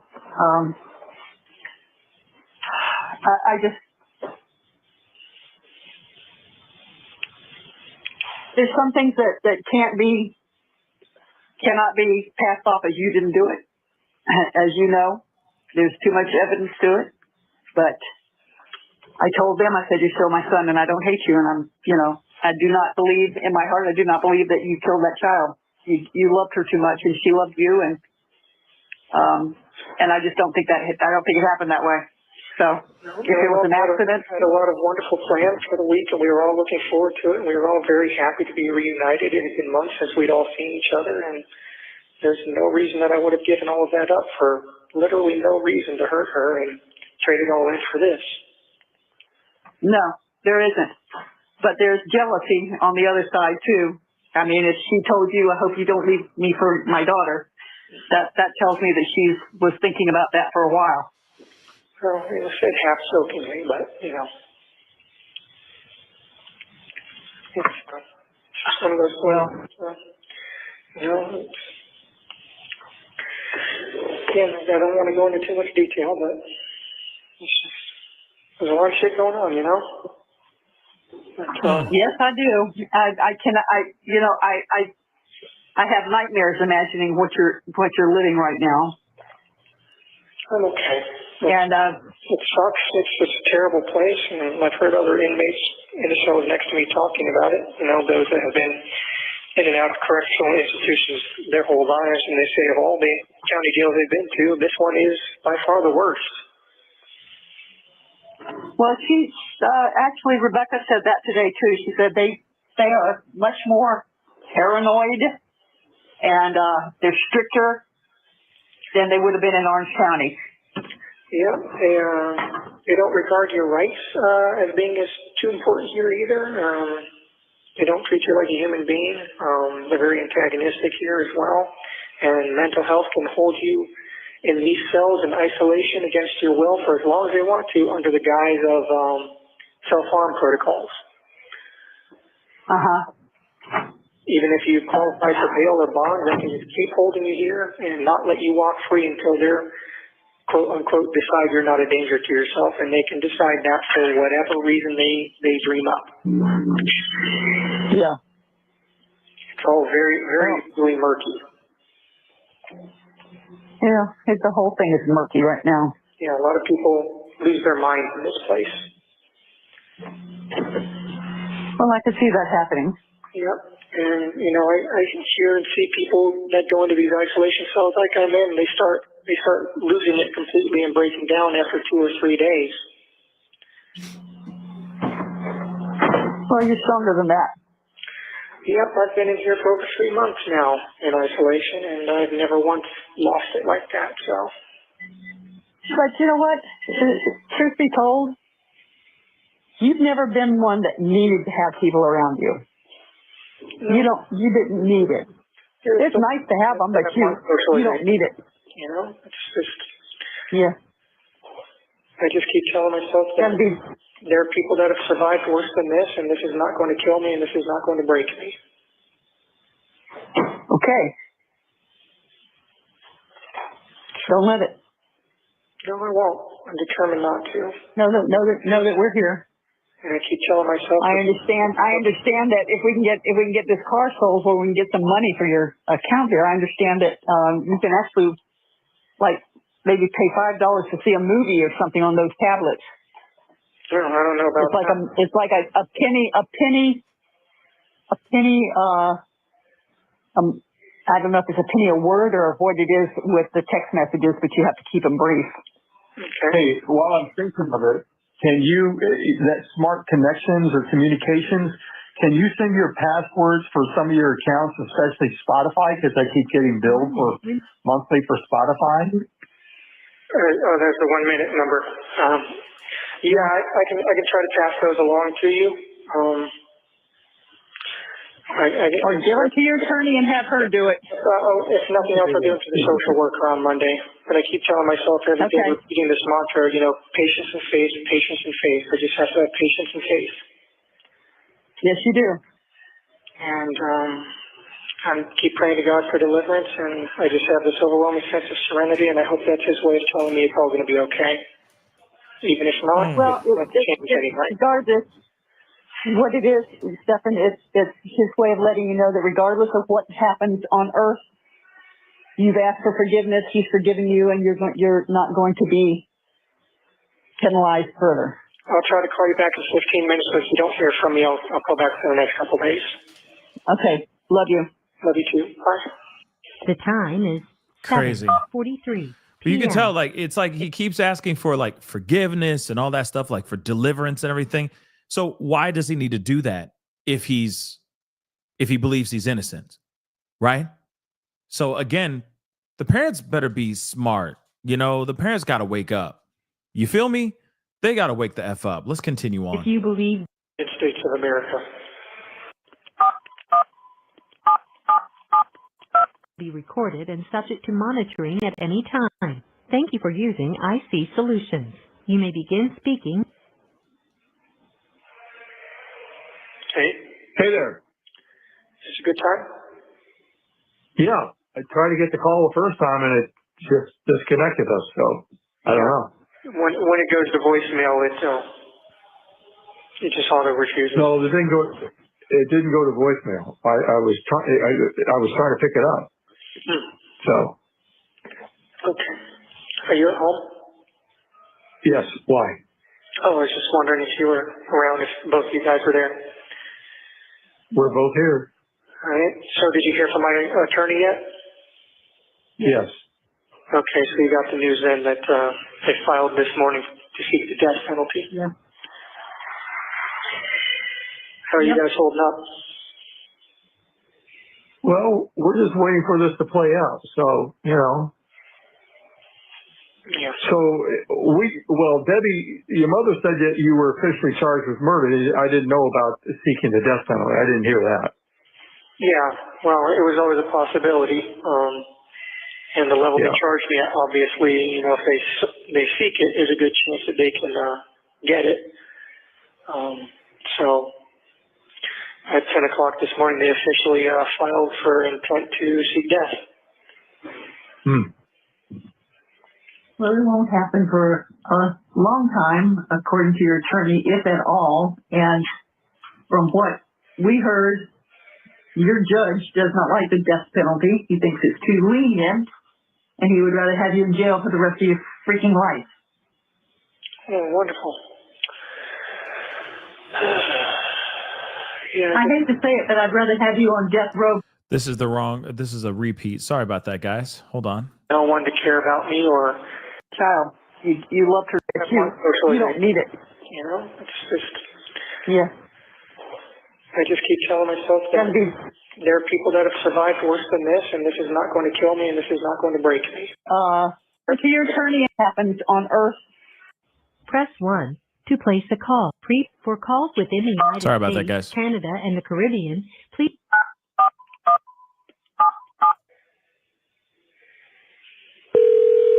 Interesting. Yeah, it's probably the I'm not sure if it's his phone number or the system, but you know, I'm picking it up on the second ring and it disconnects. Interesting. Yeah, it's probably the system. Yeah. They're janky. Yeah. Anyway, I've got, as of the beginning of this call, I've got like $13 left in the debit account for calls and like $2 left in my commissary. So, Okay. what was I saying before? Yes, patience and faith. Okay. Yeah. Just keep repeating that mantra to myself every day. Patience and faith. Patience and faith. No matter what, patience and faith. God will see me through. And, Did you get glasses? no. I'm still not 100% convinced that I actually need them. The times that I was squinting down at the paper, I had just woken up from a nap or I had not slept that night. So it was probably just my eyes had not gotten going or were just strained and bleary. Because, I mean, I'm reading books now, and, you know, the distance I'm reading them at, and I can see the text fine. So I'm going to hold off on the glasses for the time being. All right. Romans is all about God's forgiveness for you, so read Romans. Yeah. Well, right now I'm reading through Exodus, which is all about God's deliverance from hardship and having faith in Him. Yeah. So I'm putting a lot of my hopes on the deliverance aspect. I've asked for forgiveness, but I'm hoping for deliverance. Well, I will tell you as a Christian that the Old Testament is pre-Jesus, and Jesus is the only way you're going to get to God, and you only get to God through talking with Jesus. So I would get rid of Exodus and start at the beginning of the New Testament. I pray to Jesus as well. You know, I pray to God, and I end it, you know, with these things I pray in the name of our Lord and Jesus Christ. Yep. I've prayed to Jesus for forgiveness as well and asked Him not to strike my name from the book of life.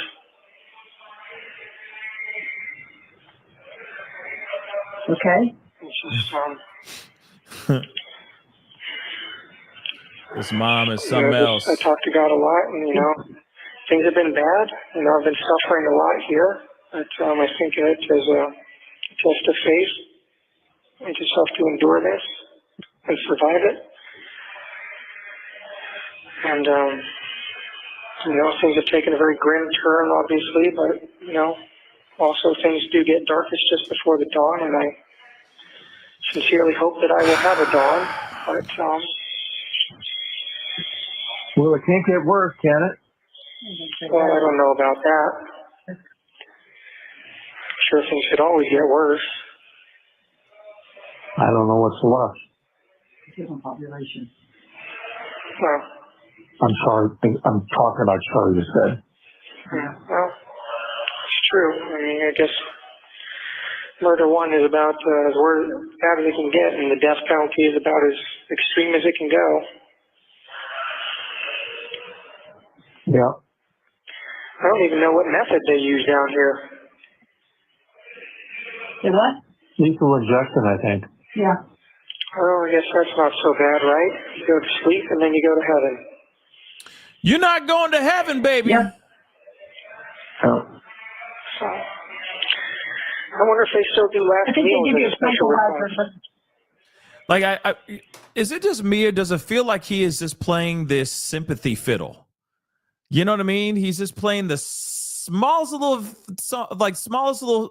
violin, playing the saddest song just for him, right? You know what I mean? It's just, I feel like it's very, like, you know what I mean? Like, I'm all by myself and I'm praying for God for forgiveness. But he's saying all this stuff like he's basically trying to me, it seems like it is a full-fledged approach on trying to keep his parents at bay. He's not trying to get his parents to walk away from him.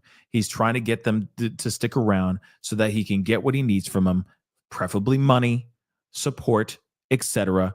Okay? But he's constantly, like, when he's talking about all these things, like, oh yeah, the DP, like what we heard in the first in the most recent phone call, right? Even in that phone call, it was oh yeah, well, I'm doing okay. And it's like, well, no one asked you that yet. Like, no one asked about what you thought about the DP decision, right? The announcement on him facing the DP. Okay. But this entire time, he is still basically saying, like, I'm still holding on to God. I'm still praying to the sweet baby Jesus to grant me deliverance, to give me forgiveness, to bring me into into heaven. Oh yeah, the DP sounds fine. At least when it comes to the injection, I just go to sleep and I go to heaven. See, your son's gonna be okay. He's gonna be okay. He's gonna be okay. That's literally what he's doing. He is literally playing with their emotions as much as he can, so that he can continue getting whatever the hell he wants from them. That's basically it. I mean, this is so ridiculous, okay? He ain't going to heaven. Not with what he did. Not with what he did to Maddie. And the fact that, here's the problem, okay? Here's my problem. And I got to make myself big here. Okay, here's my problem, real quick. My problem is this. You say that you are going to go to heaven, yet you have not come to terms on earth with the things that you've done. You're still lying to your parents. You're probably still lying to yourself. You're lying to everybody around you. You're probably lying to your own doggone lawyer. Not once has he found reconciliation for the things that he's done. So for him to sit there and say, oh yeah, I'm going to go to heaven on a lie, because of what you did? Because I guarantee you, he is not having conversations with God and saying, yes, what I did to Maddie was wrong. Please forgive me. Okay. I'd like to see that prayer. I'd like to see that conversation he's having with God. He's not having that conversation with God. He's not. He knows what he did, but he ain't coming out with that. He's not saying nothing, at least as far as these recordings. So you can sit here and say, oh yeah, I'm going to go to heaven. Yes, that's right. Your son is going to heaven. As soon as that poison gets in my body, I go to sleep and I go to heaven. Your son is going to go up to heaven and he'll be seated right next to Jesus Christ. Have you even sought forgiveness? Have you even come to terms to the things that you've done, the crimes that you've done? Have you? That's kind of important before you can actually be brought into heaven, right? Right. So again, sorry, he ain't going to heaven anytime soon. The fact that he's lying to his own parents like this, manipulating his parents like this, is beyond me. And he continues to do so. He's just tugging at their heartstrings every so often, right? And he keeps bringing in faith over and over and over again. Because he knows for a fact, if he keeps talking to them about faith, they won't ask him questions about what really actually happened that doggone night. Think about it. Oh, we're just going to talk about faith. Yeah, read Romans such and such, Ezekiel, Deuteronomy, Xerxes, such and such, such and such. Come on, y'all. Come on. All right, I'm done. Just had to get that out of my system. As much as he brings in faith, he has not come to terms with nothing. He is still lying, and he's probably still lying to the God that he prays to. Okay, let's keep it a bean. Let's move on, though. You said what? Del Taco? I was thinking more like an entire Little Caesars pizza, some Mexican candy, 2 liter of cherry Coke. I don't think you get a Little Caesars. You may get a frozen pizza, though. No, No, they get you what you want. I don't know. within reason, you know. It's not like I thought you were going to tell them they asked their mom to make her death by chocolate cake for you. Well, you know, just one of those is enough to fill your chocolate quota for the year. Yeah. Well, done. But, In lieu of a chocolate cake, we'll have to it has to arrange to go to Ho-Ho's or something. yeah, ho-hos, that's not bad. Or some zebra cakes. Yeah. I asked your attorney today if we sent the hard candies that you like, the Mexican candy and the coffee flavored candies straight from Amazon, if that would be allowed. And she said sometimes they allow things, seasonal stuff to be sent through, but she'll check on it. Okay, well, that'd be worth checking into. So reminder of that, because it's not coming from us, it's coming straight from the distributor. Yeah, I'm sure the hard candies would be fine. Probably not the lollipops because of the sticks, but certainly, you know, hard candies like the Pulparindo hard candies or the Revolsaditas, those would probably, if they would allow things like that, those would be the most likely because, you know, obviously I get hard candies through commissary anyway. Yeah, but I'm sure you're tired of root beer hard candy. Yeah, well, you know, I'd like to try the Jolly Ranchers or the sour fruit balls, but those always seem to be unauthorized item, which I think means sold out or out of stock, so. On this last order, though, I got some more spicy peanuts. I got some more coffees. I think I've got like 28 coffees left now. So I'm good on that for at least another week or two. And I ordered... How do you heat it? What's that? I think we do too. How do you heat it? Well, the sinks have a hot and a cold tap, so if you let the water run for a little while on the hot tap, it'll actually get warm and then... I mean, not hot, not steamy hot, but sufficiently hot to have some warm coffee. Oh. So I just dump it in there, and then I let the water flow into it. And I've got, I usually save over some extra paper spoons or whatever from meals that I didn't need them for and use that to stir it. Okay. I ordered, on my last commissary run, I ordered a couple of seafood items. I ordered a pack of mackerel, and I ordered the sardines and the hot tomato sauce, but they didn't arrive. I guess it was out of stock. Okay. I figured, you know, what the heck, I'll give it a shot. Maybe I'll like them. Anyway, the mackerel arrived, though, and it's a fillet of mackerel in soybean oil. Mm-hmm. So that looks like it might actually be decent. Got good protein though. Yeah. So I'll get that, and who knows, maybe the sardines, those would probably be fillets as well, if I had to guess. Yeah. Yeah.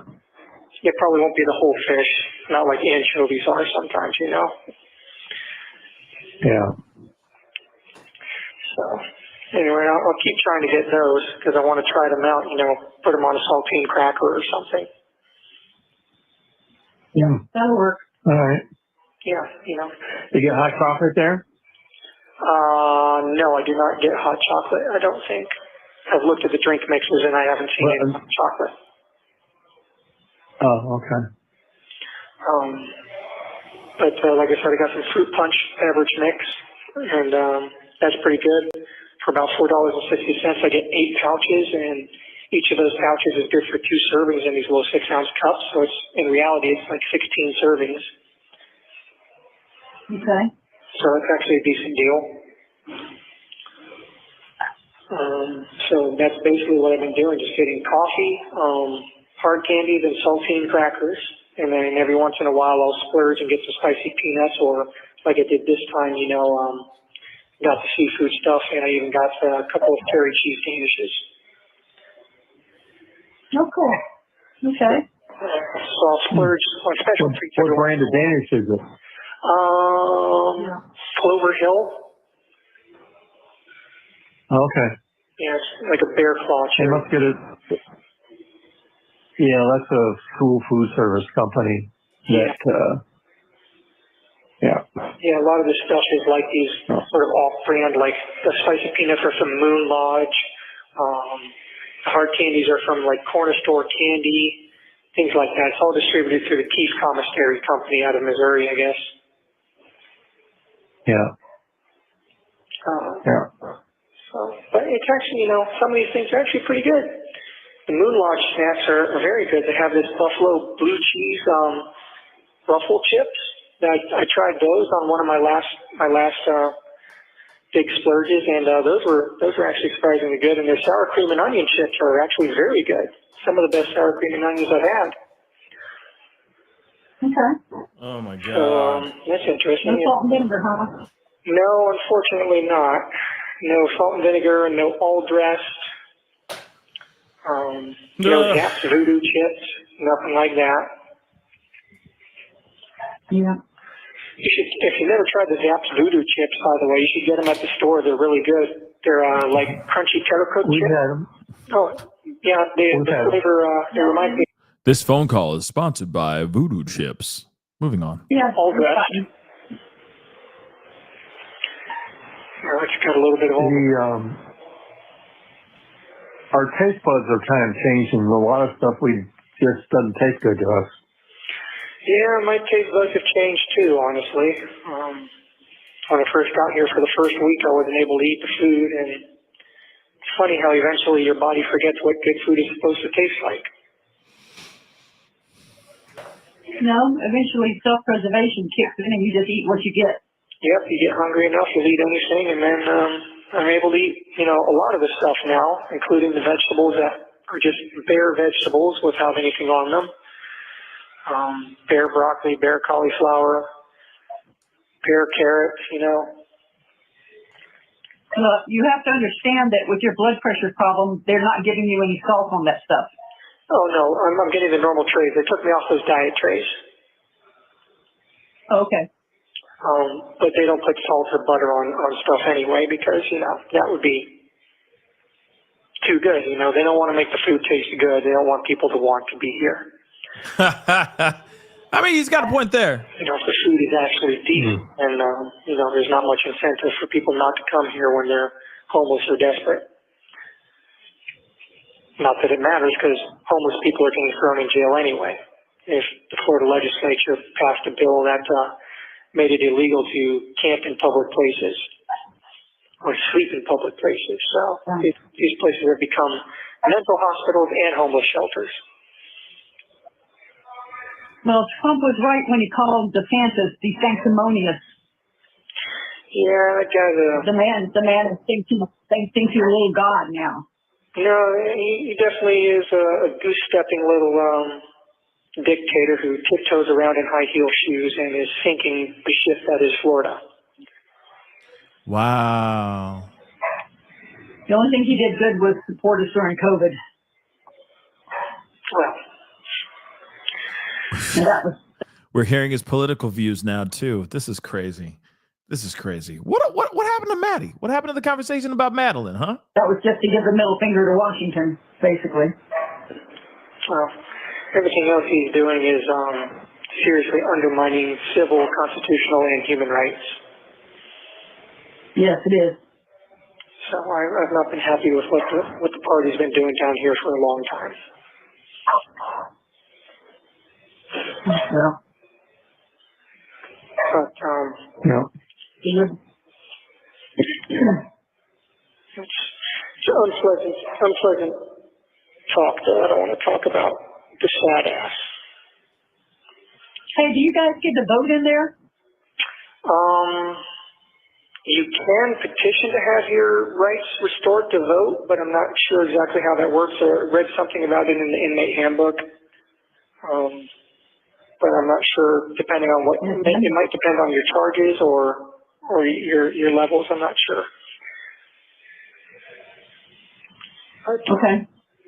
Anyway, so what's for dinner, guys? 1 minute remaining. Oh, we had some Yeah. ravioli. Bye-bye. With Parmesan. Okay, that sounds nice. I can't believe it's 1 minute left already. This is ridiculous.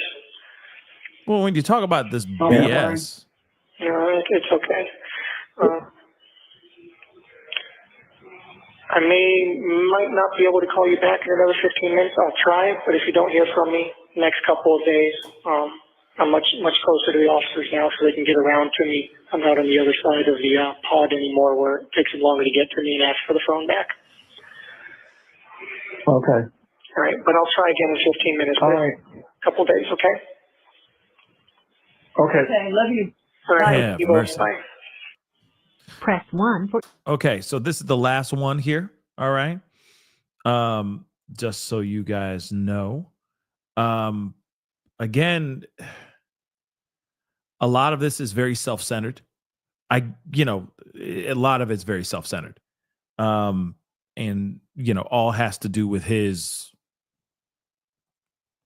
what's going on with him and what he's eating and what he's not eating and blah, blah, blah. But at the same time, my Lord, it's like you get little sprinkles of Maddie conversations about what happened, and then it moves on to other things, right? So yeah, this is interesting. Let's go to the last one, or this is the last one of part 2. Obviously, there will be a part 3 that we're going to be doing, of course. But this is the last part of this. Is the last phone call that we have for today. All right, or for this show. I think this is messages. it. Please return to. You may begin speaking. Okay, so let's rock and roll. Okay, real quick, let me get these though really quick. Welcome to the family, Lisa, and thank you so much for gifting 5 memberships. I really do appreciate it. Thank you so much. Welcome to the family, all 5 new members, and of course, all I ask is for you to pay it forward. Okay, Lisa just gave you some positivity by giving you guys that gift of positivity. So all I ask for you guys to do is to pay it forward. Open the door for somebody, do something nice for somebody, whatever it may be. It could be the smallest thing in the world. It doesn't have to be anything expensive. It's just paying it forward with some positive energy, okay?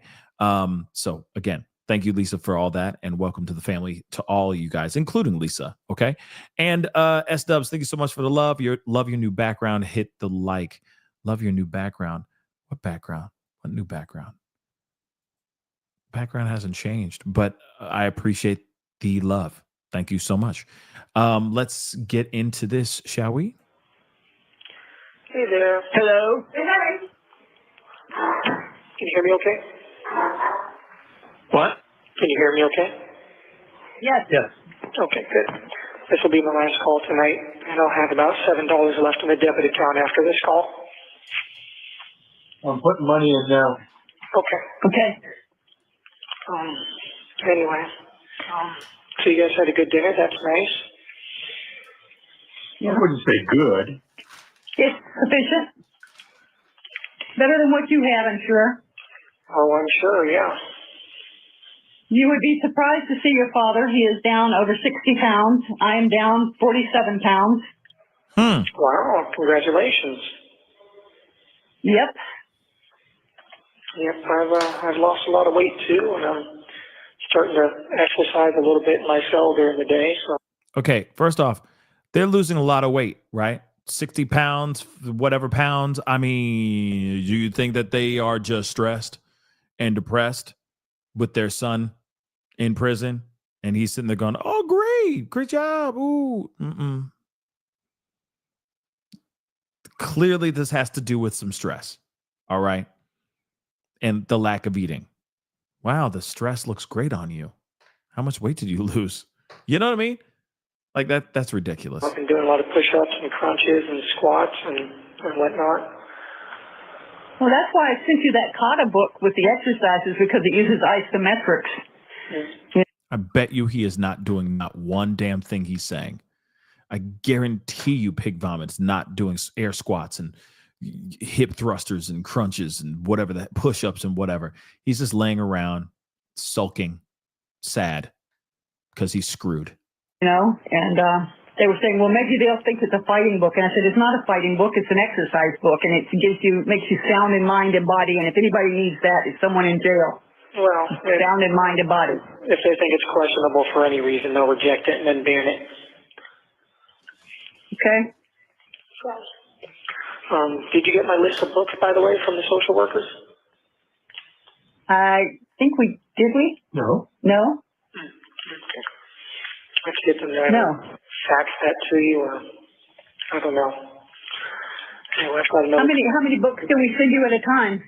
I have no idea. I don't think there's any limit to the mail that you can receive, as long as it doesn't pose like a security or like logistical concern.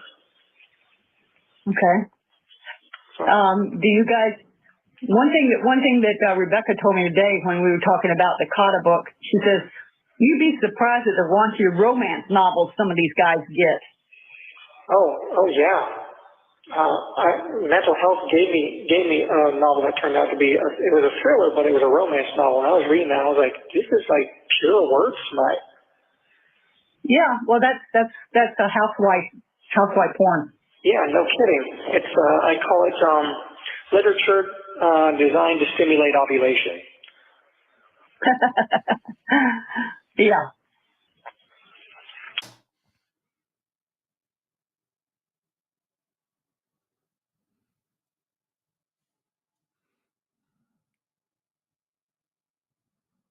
Yep. That's yeah. I mean, they're like, yeah, you can't have anything with nudity or depictions of, nude people or anything like that. But that stuff is like, clearly allowed. They paint a picture. Yeah, a very graphic one, I might add. Yeah. Probably not what they should be giving inmates in prison. Well, I don't know. I mean, from what I've seen, a lot of the novels on the book card are romance novels, which leads me to believe that most of the readers are female anyway, so they probably have a great time with that. Maybe.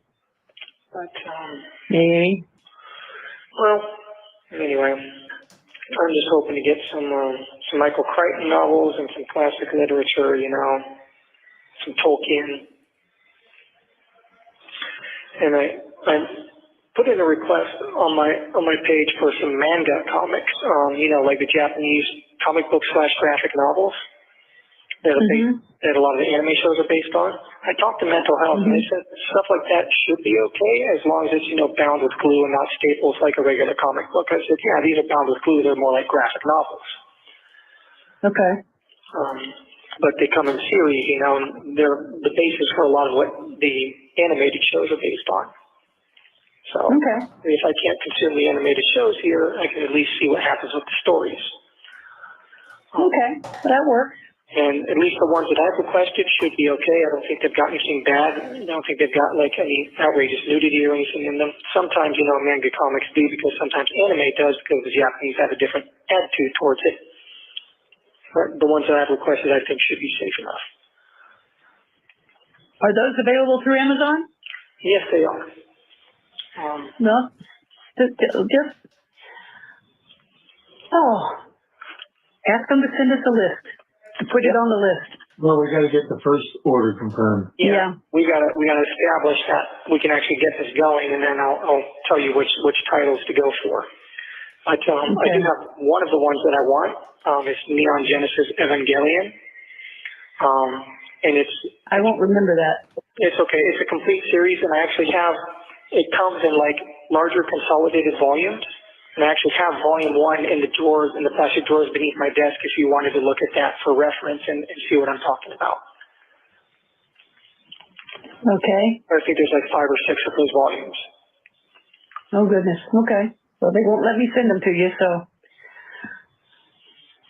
No, that'll never happen. but if you wanted to reference it and see what I'm talking about, and then look Okay. for it on Amazon, that's what I'm saying, for reference. Okay. And anyway, we'll figure it out. We got to get We will. established first. We got a long time to figure it out too. Yeah, well, no kidding. Apparently, from what I've heard, but we're going to see what happens. But I really hope this feeling of peace and serenity is. I hope it's some sort of sign. I hope so too. I really do. Even, as Yes. many near-death experiences I've had, and as many times as God has delivered me from the jaws of death, I can't believe that He would do all of that just for me to end here. Well, I can't believe that He put those thoughts and desires in you either. But something happened. I can't confirm or deny anything, obviously. I don't want to do any damage to here, but it's a lot more messy and complicated than everyone would like it to be. You heard that, right?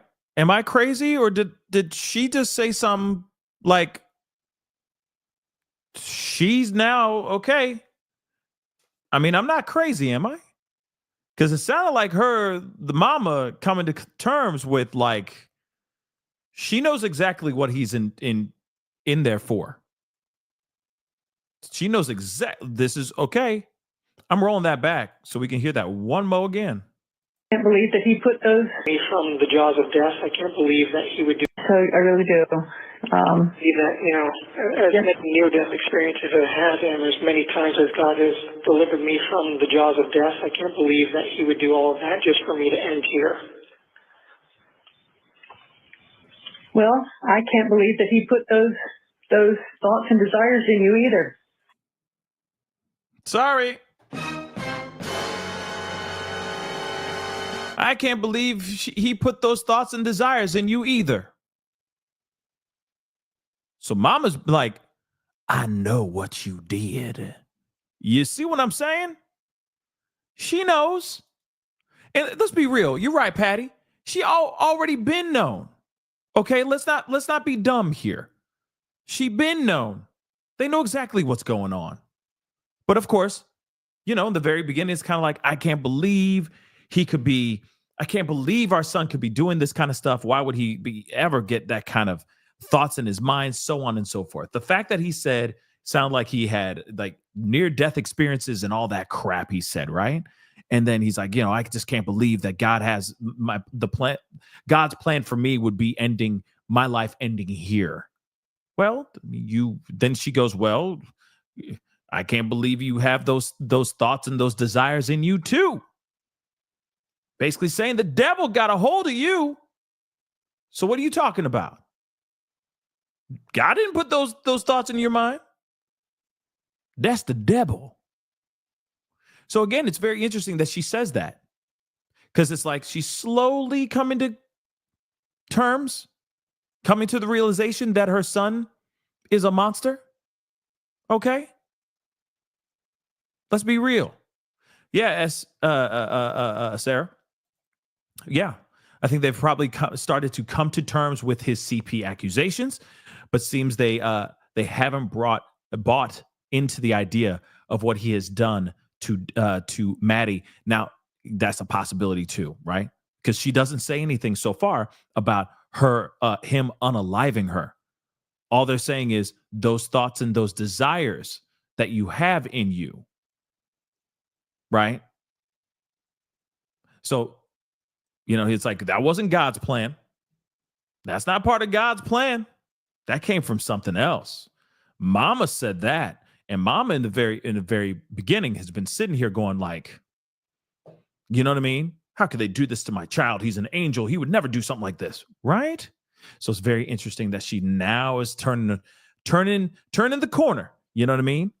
And starting to come to terms with things slowly but surely. But it's finally happening, and we're hearing it in this phone conversation. But something happened. I can't confirm or deny anything, obviously. I don't want to. Of course you can't confirm or deny. No. Here, but It's a lot more messy and complicated than everyone would like it to be. Well, I kind of figured that. It would be a lot more simple and a lot more easy if I really was just a horrible monster, but it's not like that. Then what is it, Mine? And that's what Rebecca said today. She said, I don't tend to think of them as bad people. I tend to think of them as people that have done something wrong, but they have a lot of good still in them. And I say, well, that's exactly what he is. He's got a lot of good in him. A lot. And I've done a lot of good, and I've done much, much more good than I have bad. But it's funny how, people only ever focus on the bad, and all the good counts for nothing. Well, that's what they are. What about taking her out? What about losing her, taking her life out of off of this planet? Well, let's not forget the years and years and years of you manipulating and taking photos and doing all this unbelievable stuff to this young girl. What the hell is going on here? Wake the F up.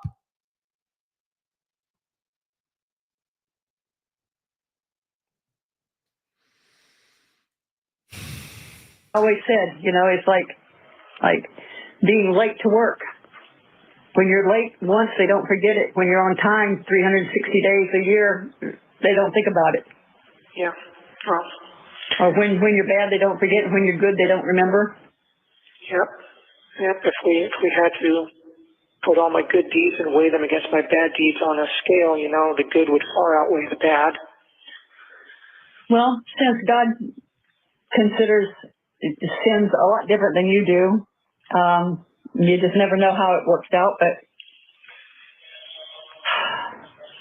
I mean, just thinking bad thoughts about your parents, believe it or not, that's a sin. Talking back is a sin. Lying to them is a sin. Stealing, defaming somebody, talking behind their back, gossiping, all those are supposedly minor sins, but they all build up. Yeah. I figure I've got a couple of Santa Claus sacks full of stuff. Yep, I'm sure we all do. No one's perfect. No, the only one person was perfect, and they killed him. Yep. But he did that. He knew that was coming, and that's why he was born, and he did that so that we would not have to pay for our sins. Yep. If we ask for forgiveness, and if we ask Jesus to bring us home. Yep. And Hamburger. that's what I've been doing, and been praying for forgiveness, praying for salvation, and also praying for deliverance. And I want you guys to also pray for me to be delivered as well. Pray for me to come home and pray for that opportunity. I've been talking to God and telling him, I can do whatever I need to do to get my life right, but I need the opportunity to do that. And it's only through him that I will have that opportunity if he can see it in his heart, to shine his grace and his mercy down on me and allow me the opportunity to see my mother and father again. Well, I hope I will pray for that too. It ain't happening, I'm praying for it. Pray for him to hear me, and I'm praying for it as well. And I'm hoping for it, and whatever happens, good or bad, I know. You accept it with grace and dignity, and know it's not the end of the world. Yep, that's right. You getting any chance to learn any Spanish while you're there? What's that? Are you getting a chance to learn any Spanish while you're there? No, I have not had a chance to avail myself of any education programs yet, but I do hear plenty of it being spoken around me. Well, that's what I mean. Whether you're picking up some of whatever. No, sometimes when people ramble like that, it all kind of slurs together and gets jumbled up. Uh-huh. But that may be just more of a consequence of the echoes and acoustics in here. I got one. It's "Donde está mi culo?" I don't know. Sorry. That's it, because he's about to get tossed around. Okay, not that sounded bad. That was passed around, not tossed. He might get that too, but don't drop the soap, baby. Just don't drop the soap. Donde está mi? Yeah. Anyway, let's move on. Yeah. Culo. But I keep thinking if I've ever had a Jesus take the wheel moment in my life, this is certainly it. Stop with the Jesus take the wheel. What's up with the Carrie Underwood? Ain't that a Carrie Underwood song? Stop. Stop with the Carrie Underwood.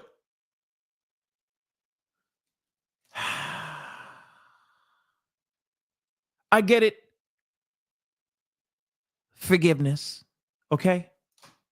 God and all that. I'm not sitting here saying that I'm not trying to make fun of, God loving and God fearing people. But at the same time, it's like, you can talk about all this all day long, but confess to doing what you did. Confess to that. Come to terms with that. Confess that not only to God, but to the courts, to your family that are supporting you, that feel that you have done no wrong. Confess. That's the right thing to do. Period, point blank.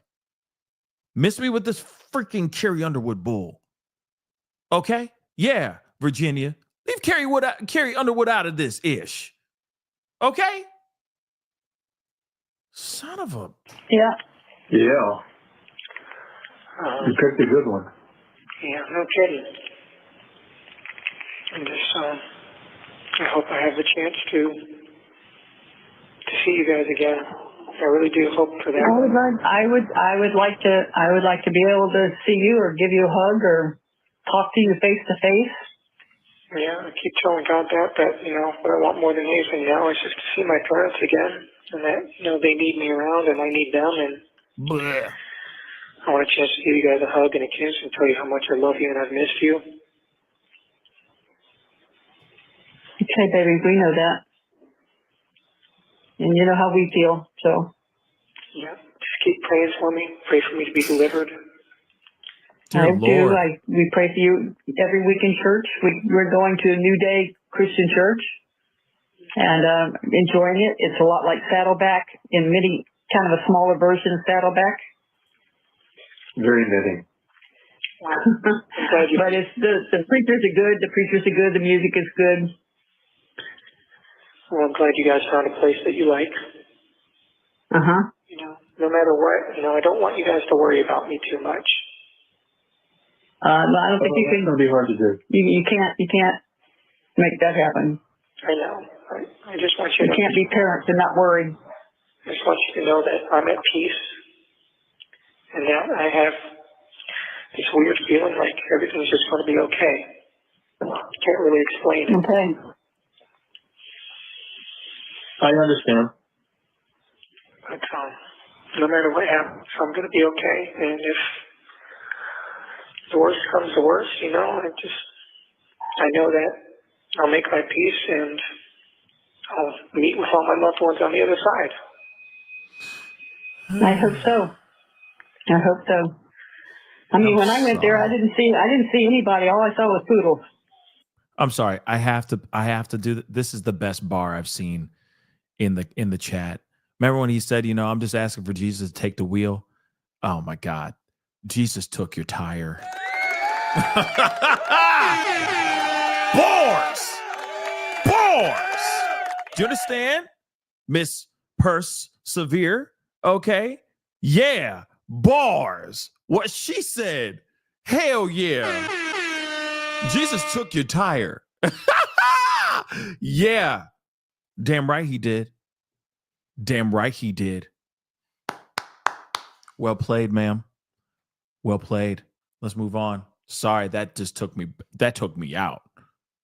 Thumbs up to that one. Jesus took your tire. Yo. One last time.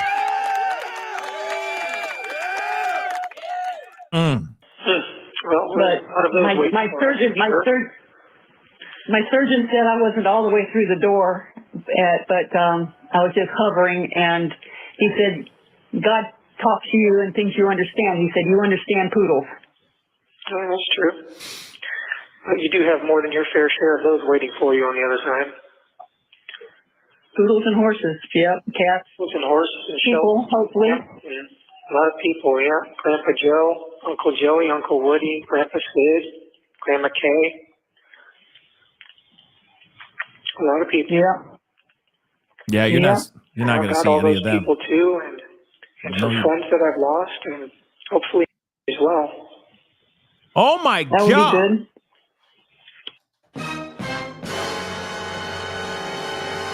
No, cabron. No, cabron. She will be nowhere near you. Okay? Sorry.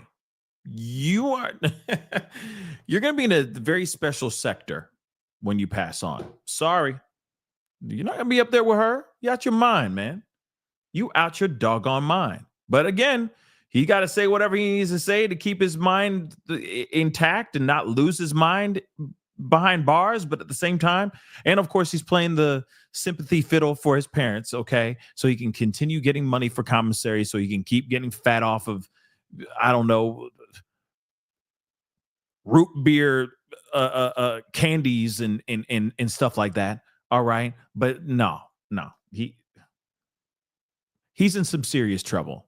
Even when he crosses over, he's still in some serious trouble. It doesn't matter. What he did is deplorable. Because I know she's there. Yeah. You know, I They say, hey, cried as hard as I did for you, and I mean, we're talking ugly crying. Oh, I've done some ugly crying too. Yeah. Oh, I still think about it. I still think about you every night. I still pray for you every night. I still cry for you. I want you to know that. 1 minute. 1 minute. Well, I guess we'll say good night. yeah. I say hopefully sweet dreams, no nightmares. I haven't been having lots of dreams. I haven't had nightmares, but they've been strange dreams. I've seen a lot of faces of the people that I've worked with, the people that I've had as friends, and you guys too. And a lot of them have been weird, like movie plots. Oh boy. Yeah, so it's weird, but the one person I haven't seen in my dreams has been, well, actually I have seen a couple times, but I haven't seen for some reason. Yeah, she's probably still getting oriented. Maybe, but I hope I get to see her on the other side and she'll say, hey, Smelly, what took you so long? Okay. But I love you guys, and I'll talk to you within the next couple of days, okay? Okay, I love you too, darling. All right. All right. Thanks, Steph. Bye. Thank you for your Okay. And so that is the part 2 of everything. Let me just say this. It is just very frustrating because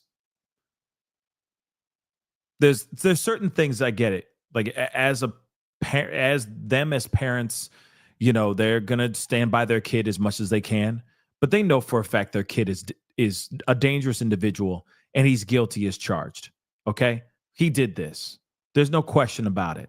Now, as we go on, as we proceed into these phone conversations, we're starting to see slowly but surely, we're starting to hear that they're starting to come to terms with things that he's been alleged of doing, that he actually did do.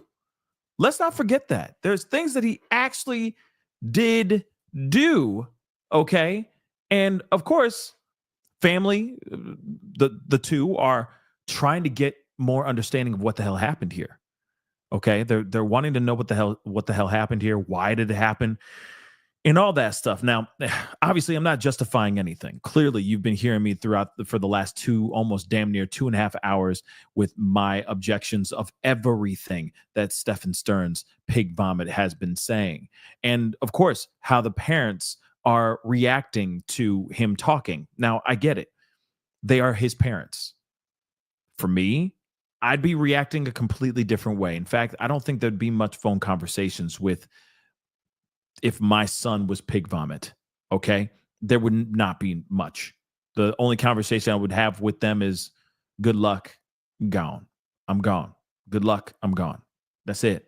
Because if I believed I raised that child right, no child of mine would be doing something like this. And I think we all can agree on that, right? That we would sit there and just be completely floored. Where did this come from? Where did this come from? How did this happen? Why did this continue to happen? And how was he able to do this for several years with this one child? Then on top of that, let's not forget, he took this kid's life. What the hell's going on here? at some point, it's like, you know what? I'm going to have to let go and let the law do what it needs to do. Let them do their due diligence and bring this child that I brought into the world to justice. But I understand that there's the other side. There's other people that'll be trying to be as supportive as they can, as supportive as they can, because it is their flesh and blood. But I think there's a good portion of the world that would sit there and go, no, I can't support that. I got to distance myself from this as much as I can, because this came out of nowhere. So in a way, I understand, but I understand their approach. But then there's other parts of me that feel like, well, they may be getting completely manipulated by their son consistently, to the point where, of course, their team pig vomit because they don't know any better. But as they start to hear more information, now he's looking at the DP, they're getting more information about what's been found on his phone, the text messages, the phone, the photos, the content that was on his hard drives and flash drives and all that stuff. As they start to get more of that information, it's like there's no fighting around that. There's no maneuvering around that to make it seem like this was some sort of frame, like some sort of way to sabotage a particular person, to make a person look like they're the bad guy, to frame an individual. There's no way around it. The things were found on his phone, things are found on his computer, his hard drives, etc. They even talked about the websites. Remember yesterday we talked about that. Oh, these content creators are talking about how you were going onto these websites that you shouldn't be on these websites, so on and so forth. They're, the dark web type stuff. Now, at the surface, when they're first talking about it to Stephan, I'm sure they're sitting there going like, there's no way he could do that kind of stuff. That's disgusting, right? But as they got a chance to sit down and think about things, and as more information starts to file out, it's more of a, oh no, he did those things. So now what do we do as parents? Do we support? Keep picking up the phone? Or not? And I can see that being a very tough thing for the mother and the father. I'm sure it's torn them apart. Because I guarantee you, one of them is probably sitting there going like, no, I don't want to talk to him. I don't want to deal with this. What he did is wrong. What he's being alleged of doing, I can't believe. And a lot of it is smoking gun evidence. And the other one's probably like, no, this is our son. We have to be there. It's our son. Right? And I could see that dynamic. I could see that tug of war going on. That's probably what's going on, right? So yes, I mean, a part of us is like, why are they so supportive, or why are they talking down at certain people? I feel like it's because they're still in that world of denial, but they're slowly but surely, like an onion, peeling back the layers and starting to realize what the real truth is. As they get more information from investigations, from the news, from lawyers, etc., I think that's when they're slowly coming to their own conclusion that they brought a monster into the world, unbeknownst to them. And I still truly believe that Maddie is not the only one. I still truly believe that. I could be completely wrong. But there's still a part of me that believes that she's not the only one. Now, is she one of many that lost their lives? No, I don't think so. I think that there are other victims. I do. That are still alive and are able to tell their story. But we have yet to hear anything like that. Because you got to remember, why was he on the dark web? Why was he making that kind of content? Just for his own self? Just for his own viewing? Creating a little, memory bank so he can use for later? for his own enjoyment? Or was he using this, making this content and putting it on the dark web? That's one thing I'm still kind of curious about. He was talking to other people. He was corresponding with other people on the dark web. Who were those people? Is he exchanging photos, like trading baseball cards? Let's be real. Maybe that's the case. We haven't heard everything yet. But at the same time, you can hear it slowly but surely. He is slowly but surely saying certain things. He's starting to slip up a little bit more and all that.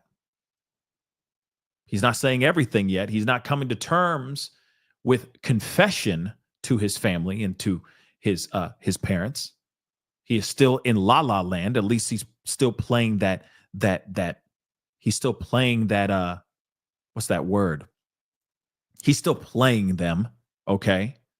But you know for a fact the parents are slowly but surely coming to terms with things, but they also are like, this is my son. I got to do whatever I can, right? I gotta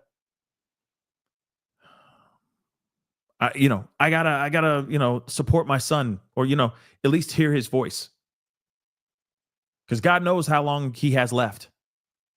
Once his trial is over and he's found guilty, and if he gets the DP, he is in prison for the rest of his life.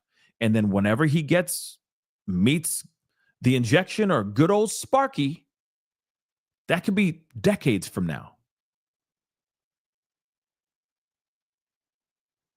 Pretty wild stuff. But this is the bet he made. Maddie should still be alive. Yeah, sure.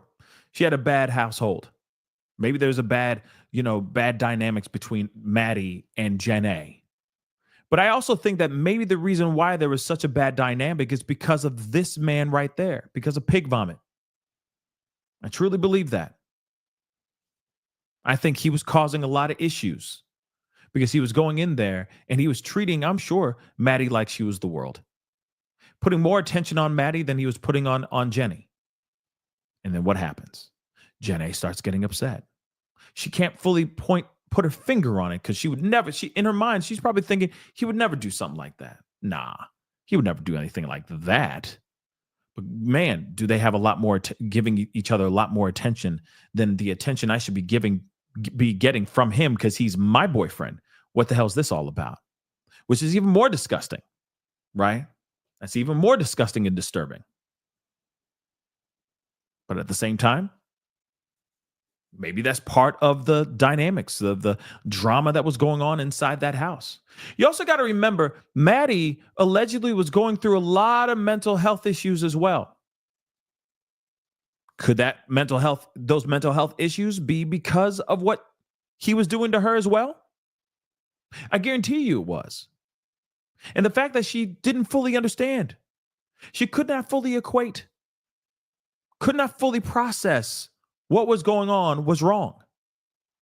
And I'm sure at some point her mind started to break because she did start to feel that this was wrong.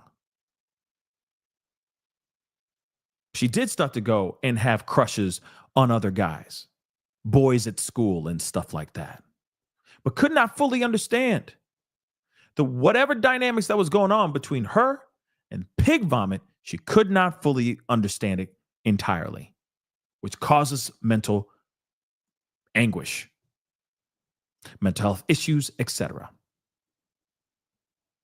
All of this, or at least a good portion of it, aside from her just being in a crappy household, living in the living room, by the way, of the house, of this apartment complex.